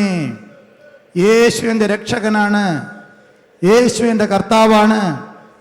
യേശു മാത്രമാണ് എൻ്റെ കർത്താവ്, യേശു മാത്രമാണ് എൻ്റെ രക്ഷകൻ. ഞാൻ വിശ്വസിക്കുന്നു, ഏറ്റുപറഞ്ഞ് പ്രാർത്ഥിക്കുന്നു. ആമേൻ. പ്രാർത്ഥന തുടരാം. സ്തോത്രം. വൈകളെ തുറന്ന ദൈവത്തെ സ്തോത്രം ചെയ്തുകൊണ്ടിരിക്കാം. എന്നോടൊപ്പം നിങ്ങളുടെ വിഷയങ്ങൾക്ക് വേണ്ടി നിങ്ങൾക്ക് പ്രാർത്ഥിക്കാം. വേദനയുള്ള ഭാഗങ്ങളിൽ കരങ്ങൾ വെച്ച് പ്രാർത്ഥിക്കാം. സ്തോത്രം, സ്തോത്രം, സ്തോത്രം. എന്ത് വിഷയമാണോ നിങ്ങളിന്ന് പ്രാർത്ഥിക്കാൻ വന്നത്, ആ വിഷയം ഓർത്ത് 5-7 മിനിറ്റ് നമ്മൾ പ്രാർത്ഥിക്കാൻ പോവുകയാണ്. ശക്തമായി പ്രാർത്ഥിക്കാം. എന്താണോ നിങ്ങൾക്ക് പ്രാർത്ഥിക്കാനുള്ളത് അത് ദൈവത്തോട് പറഞ്ഞ് പ്രാർത്ഥിച്ചാട്ടെ. സ്തോത്രം, സ്തോത്രം, സ്തോത്രം, സ്തോത്രം. സ്നേഹവാനായ കർത്താവേ, ഞങ്ങളുടെ പാപങ്ങളും കുറവുകളും ക്ഷമിക്കുന്നവനേ, അവിടുത്തെ അതിപരിശുദ്ധ രക്തത്താൽ അങ്ങയുടെ മക്കളെ ശുദ്ധീകരിച്ച് ഇന്നിവിടുന്ന് പറഞ്ഞയക്കണമേ. ഇന്ന് ആശ്രമത്തിൻ്റെ പടിയിൽ ഇറങ്ങിപ്പോകുമ്പോൾ സമാധാനത്തോടെ പോകണമേ, ആശ്വാസത്തോടെ പോകണമേ, ആശ്വാസം അനുഭവിച്ചവരായി പോകണമേ. ഇത്രയും സമയം അവർ വന്നിരുന്നത് ഒരു മനുഷ്യൻ്റെ അടുക്കലല്ല, ഒരു മനുഷ്യനെ കേൾക്കാനല്ല. അവർ വന്നിരുന്നത് കർത്താവിൻ്റെ അടുക്കലാണ്, കർത്താവിൽ നിന്ന് കേൾക്കാനാണ്. അതുകൊണ്ട് യേശോപ്പാ, അവർ ഓരോരുത്തരും അത് അനുഭവിച്ചുകൊണ്ട് മടങ്ങിപ്പോകാൻ ദൈവം കൃപ നൽകണമെന്ന് പ്രാർത്ഥിക്കുന്നു. രോഗത്തോടെ പ്രാർത്ഥിക്കുന്നവരെ അങ്ങയുടെ കരങ്ങളിലേക്ക് ഞാൻ തരുന്നു. എല്ലാ രോഗങ്ങളിൽ നിന്നും അങ്ങയുടെ മക്കളെ വിടുവിക്കണമേ. മൈഗ്രെയിൻ തലവേദനകളെ സൗഖ്യമാക്കണമേ. യേശുവിൻ്റെ നാമത്തിൽ പ്രാർത്ഥിക്കുന്നു. രക്തസമ്മർദ്ദം കൂടിപ്പോയി, ബ്ലഡ് പ്രഷർ വന്ന് ഭാരപ്പെടുന്നവരുണ്ട്. ദൈവങ്ങളുടെ ബ്ലഡ് പ്രഷറിനെ നോർമലാക്കണമേ. യേശുവിൻ നാമത്തിൽ പ്രാർത്ഥിക്കുന്നു. കിഡ്നി തകരാറുകളോടിരിക്കുന്നവരുണ്ട്, കിഡ്നി ഫങ്ഷൻ നോർമലാക്കണമേ, നോർമലാക്കണമേ. യേശുവിൻ്റെ നാമത്തിലടിയൻ പ്രാർത്ഥിക്കുന്നു. ഹൃദയരോഗത്തോടെ പ്രാർത്ഥിക്കുന്നവരുണ്ടപ്പാ, ഹാർട്ടിൻ്റെ പ്രയാസങ്ങളെ സൗഖ്യമാക്കണമേ.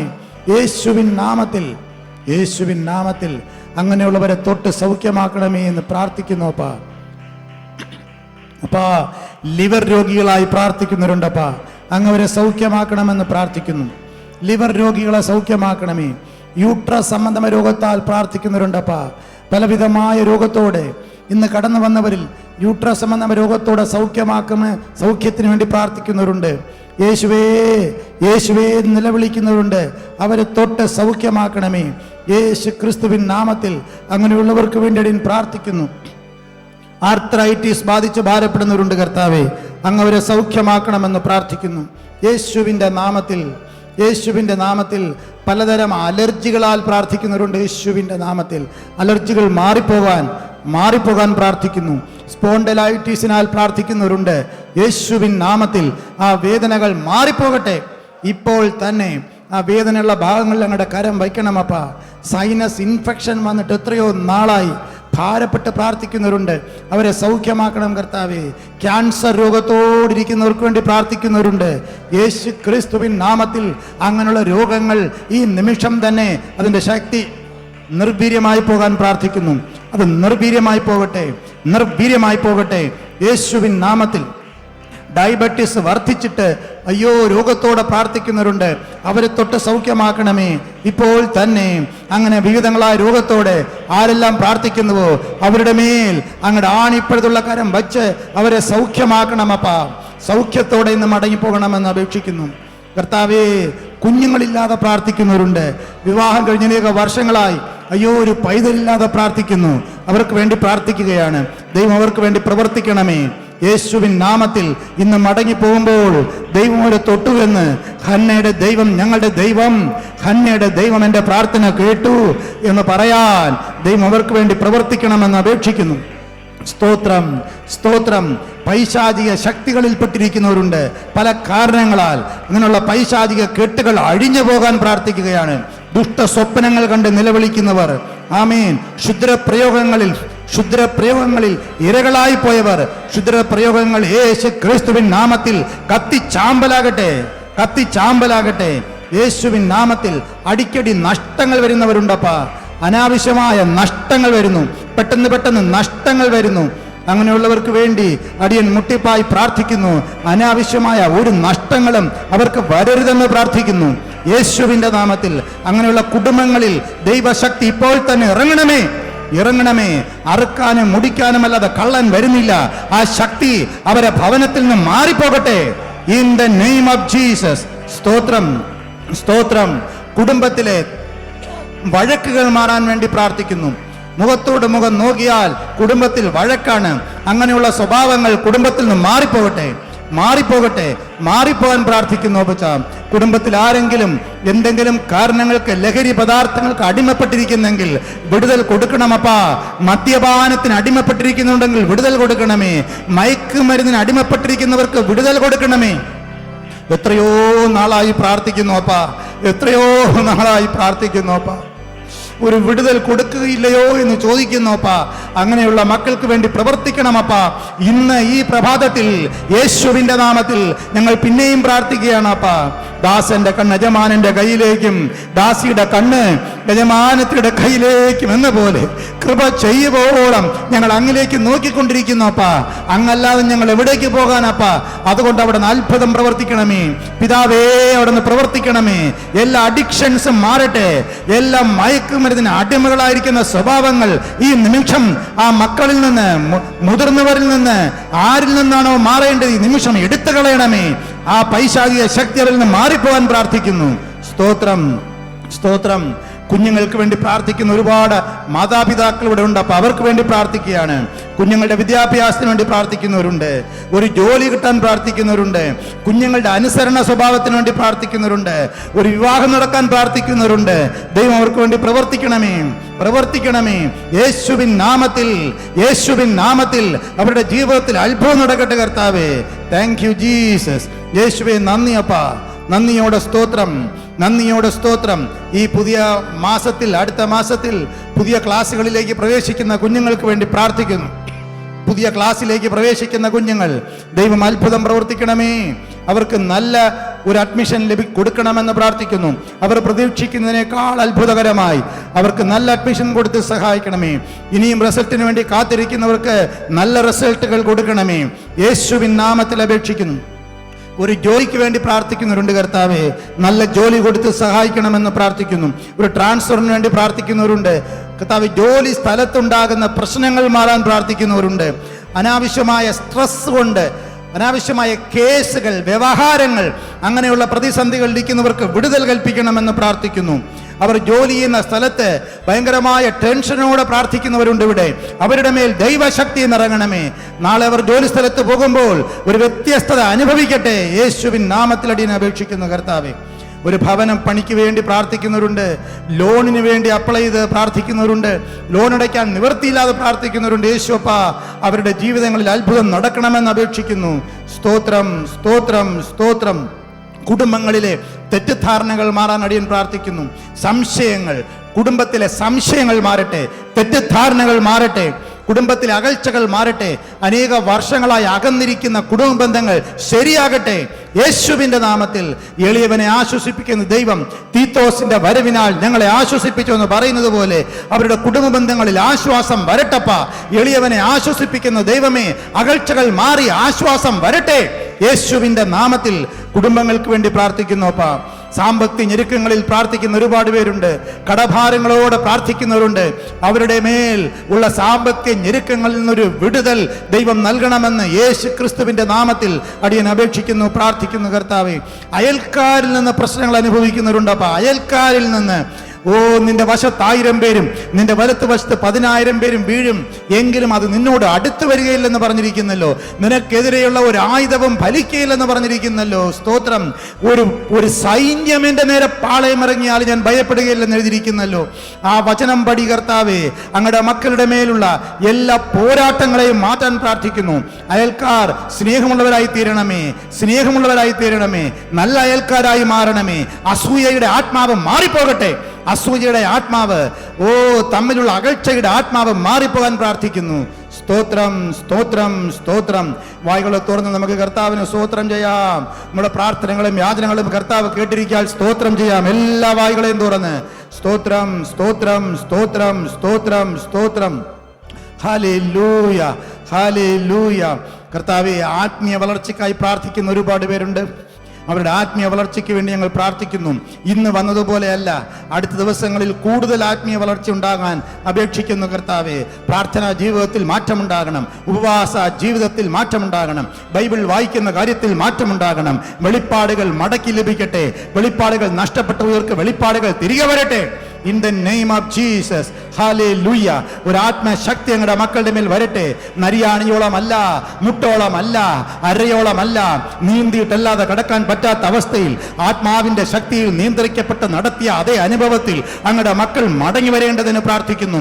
പ്രാർത്ഥനയുടെ ആത്മാവിനാൽ നിറയ്ക്കണമപ്പാ, നിറയ്ക്കണമെന്ന് അപേക്ഷിക്കുന്നു, പ്രാർത്ഥിക്കുന്നു. പരിശുദ്ധാത്മാവിന്റെ ശക്തി കൊണ്ട് നിറയ്ക്കണമേ. കൃപാവരങ്ങളെ കൊണ്ട് നിറയ്ക്കണമേ. ആത്മാവിന്റെ എല്ലാ കൃപാവരങ്ങളാലും നിറയ്ക്കണമേ. അങ്ങയുടെ മക്കൾ പ്രാർത്ഥിക്കുമ്പോൾ അത്ഭുതം നടക്കട്ടെ. അവർ പ്രാർത്ഥിക്കുമ്പോൾ വിടുതൽ നടക്കട്ടെ. അവർ പ്രാർത്ഥിക്കുന്ന ഗ്രാമങ്ങളിൽ ഉണർവുണ്ടാകട്ടെ. അവർ പ്രാർത്ഥിക്കുന്ന കുടുംബങ്ങളിൽ ദൈവശക്തി ഇറങ്ങട്ടെ. അവർ പ്രാർത്ഥിക്കുമ്പോൾ ജനം ആത്മാഭിഷേകം പ്രാപിക്കട്ടെ. ആത്മാവിന്റെ ശക്തിയാൽ നിറയപ്പെടട്ടെ. അന്യഭാഷ അടയാളത്തോടെ അവർ പ്രാർത്ഥിക്കുന്ന സ്ഥലങ്ങളിൽ ദൈവശക്തിയാൽ ജനം നിറയപ്പെടട്ടെ. ആമേൻ, ആമേൻ. പത്രോസ് കൊർന്നല്യോസിന്റെ ഭവനത്തിൽ പോയ അനുഭവം അങ്ങയുടെ മക്കൾ പോകുന്ന സ്ഥലങ്ങളിൽ ഉണ്ടാകട്ടെ. അതിനു വേണ്ടി അഭിഷേകത്തെ വഹിക്കുന്നവരാക്കിയവരെ മാറ്റണമേ. ഇവിടെ പ്രാർത്ഥിച്ചുകൊണ്ടിരിക്കുന്ന കുഞ്ഞുങ്ങളും മുതിർന്നവരും സ്ത്രീകളും പുരുഷന്മാരും വാർദ്ധക്യത്തിലെത്തിയവരും ബലഹീനരും ബലവാന്മാരും എല്ലാവരും പരിശുദ്ധാത്മാവിന്റെ ഒരു വലിയ അഭിഷേകവും ശക്തിയും കൊണ്ട് നിറയപ്പെടാൻ യേശു ക്രിസ്തുവിൻ നാമത്തിൽ അടിയൻ ഈ പ്രഭാതത്തിൽ പ്രാർത്ഥിക്കുകയാണ്. സ്തോത്രം, സ്തോത്രം, സ്തോത്രം, സ്തോത്രം. Hallelujah, hallelujah, hallelujah, hallelujah. Thank you Jesus. യേശുവേ സ്തോത്രം. നമ്മുടെ കരങ്ങളെ അടിച്ച് കർത്താവിന് സ്തോത്രം ചെയ്യാം. എല്ലാ കരങ്ങളെയും അടിച്ച് ദൈവത്തിന് നന്ദി പറയാം. നന്ദി, നന്ദി, നന്ദി, നന്ദി, നന്ദി. വായുകളെ തുറന്ന് സ്തോത്രം ചെയ്യാം. ശക്തിയോടെ സ്തോത്രം ചെയ്യാം. ശക്തിയോടെ സ്തോത്രം ചെയ്യാം. എല്ലാ ഇരുട്ടിൻ്റെ ശക്തികളും മാറുകയാണ്. ശാപങ്ങൾ മാറുകയാണ്. മനുഷ്യൻ്റെ അസൂയ ശക്തികൾ മാറുകയാണ്. ഇരുട്ടിൻ്റെ കെട്ടുകൾ മാറുകയാണ്. ഓരോന്നായിട്ട് അഴിഞ്ഞ് വീഴുകയാണ്. ദൈവശക്തി വ്യാപരിക്കുകയാണ്. അത് അനുഭവിച്ച് ഏറ്റെടുക്കാം. ചില വിടുതലുകൾ നടക്കട്ടെ. ചില വിടുതലുകൾ നടക്കുകയാണ്. സ്തോത്രം. ഹല്ലേലൂയ. Thank you Jesus. യേശുവേ നന്ദി. യേശുവേ സ്തോത്രം. ഒരു വിഷയത്തിന് വേണ്ടി കൂടെ പ്രാർത്ഥിക്കുകയാണ്. ഇന്ത്യയിൽ നടന്നുകൊണ്ടിരിക്കുന്ന ഇലക്ഷന് വേണ്ടി ഞങ്ങൾ പ്രാർത്ഥിക്കുന്നു കർത്താവേ. പല സംസ്ഥാനങ്ങളിലും ഇലക്ഷൻ നടന്നുകൊണ്ടിരിക്കുകയാണ്. കർത്താവായ ദൈവമേ, ഞങ്ങൾ പ്രാർത്ഥിക്കുന്നു. വരാൻ പോകുന്ന ഇലക്ഷൻ്റെ കർത്താവേ റിസൾട്ട് വരുമ്പോൾ സമാധാനമുള്ള ഒരു ഗവൺമെൻറ് അധികാരത്തിൽ വരേണ്ടതിന് ദൈവം പ്രവർത്തിക്കണമേ. നിയന്ത്രണം ഏറ്റെടുക്കണമേ. തിന്മകൾ നിയന്ത്രണം ഏറ്റെടുക്കരുതേ. കർത്താവേ, ഞങ്ങളുടെ ഭാരത മഹാരാജ്യത്തെ അങ്ങയുടെ കരങ്ങളിലേക്ക് തരികയാണ്. ഓരോ സംസ്ഥാനങ്ങളെയും തരികയാണ്. അപ്പച്ചാ, ഞങ്ങളും അനേക ദൈവമക്കൾ പ്രാർത്ഥിക്കുന്നതിൻ്റെ കൂടെ ഞങ്ങളും പ്രാർത്ഥിക്കുകയാണ്. നമ്മുടെ കരങ്ങൾ ഉയർത്തിപ്പിടിച്ച് പ്രാർത്ഥിക്കാം. ഭാരതത്തിന് വേണ്ടി പ്രാർത്ഥിക്കാം. കർത്താവേ, ഞങ്ങൾ ഭാരതത്തിന് വേണ്ടി പ്രാർത്ഥിക്കുന്നു. ഹല്ലേലൂയ. സ്തോത്രം. മതേതരത്വപരമായ ഒരു ഭരണം ഭാരതത്തിൽ വരേണ്ടതിന് ഞങ്ങൾ പ്രാർത്ഥിക്കുന്നു. ആരാണ് എന്താണെന്ന് ദൈവം അറിയുന്നു കർത്താവേ. മനുഷ്യൻ മുഖങ്ങളെ നോക്കുന്നു, ദൈവം ഹൃദയങ്ങളെ തൂക്കി നോക്കുന്നു. അതുകൊണ്ട് ദൈവത്തിൻ്റെ ഇഷ്ടപ്രകാരമുള്ള ഒരു ഭരണം ഭാരതത്തിൽ വരണമെന്ന് ഞങ്ങൾ പ്രാർത്ഥിക്കുന്നു. സ്തോത്രം. ഇവിടുത്തെ ശാപങ്ങൾ മാറിപ്പോകാൻ, ഇവിടുത്തെ ഇരുട്ടുകൾ മാറിപ്പോകാൻ, ദാരിദ്ര്യമെന്ന ശാപം മാറാൻ, അന്ധവിശ്വാസമെന്ന ശാപം മാറാൻ, ഇരുട്ടുകൾ മാറിപ്പോകാൻ ഇടയാക്കണമെന്ന് പ്രാർത്ഥിക്കുന്നു കർത്താവേ. ഹല്ലേലൂയ. ദൈവം പ്രവർത്തിക്കണമേ. ഞങ്ങൾ മുഴുവനുമായിട്ട് ഞങ്ങളുടെ കരങ്ങളിലേക്ക് തരുന്നു. ഇവിടെ ഇന്ന് വന്ന് ആരാധിച്ച് മടങ്ങിപ്പോകുന്ന മക്കൾ മടങ്ങിപ്പോകുമ്പോൾ വലിയ ആശ്വാസത്തോടെ പോകുന്ന നാൾ സ്തോത്രം. ആശ്വാസത്തിൻ്റെ പൂർണ്ണത ഞങ്ങൾ യേശുവിൽ കാണും. കർത്താവ് തരുന്ന വിവിധ മാധ്യമങ്ങൾ ഞങ്ങളിന്ന് ശ്രദ്ധിച്ചു കർത്താവേ. എങ്ങനെയൊക്കെയാണ് ഞങ്ങൾക്ക് ആശ്വാസം തരുന്നതെന്ന് ആശ്വാസം ഞങ്ങൾ അനുഭവിച്ചുകൊണ്ട് സന്തോഷത്തോടെ ജീവിക്കാൻ കൃപ തരണമേ. വരുന്ന മാസം കടന്നു വരുന്നതുവരെയും ദൈവം ഞങ്ങളെ കൃപയിൽ കാക്കണമേ. കഴിഞ്ഞ 31 വർഷം നടത്തിയ ആ വിധങ്ങളെ ഓർത്ത് സ്തോത്രം ചെയ്യാൻ അടുത്ത മാസം ഞങ്ങൾ ചേർന്ന് വരാൻ ഞങ്ങൾ കൃപ തരണമേ. യേശു ക്രിസ്തുവിൻ്റെ അതിപരിശുദ്ധ നാമത്തിൽ തന്നെ പിതാവേ, നമ്മുടെ കർത്താവായ യേശു ക്രിസ്തുവിൻ്റെ കൃപയും പിതാവായ ദൈവത്തിൻ്റെ സ്നേഹവും പരിശുദ്ധാത്മാവിൻ്റെ കൂട്ടായ്മയും കാവലും നമ്മോടെല്ലാവരോടും ഇന്നും എന്നേക്കും കാലാവസാനത്തോളം ഇരിക്കുമാറാകട്ടെ.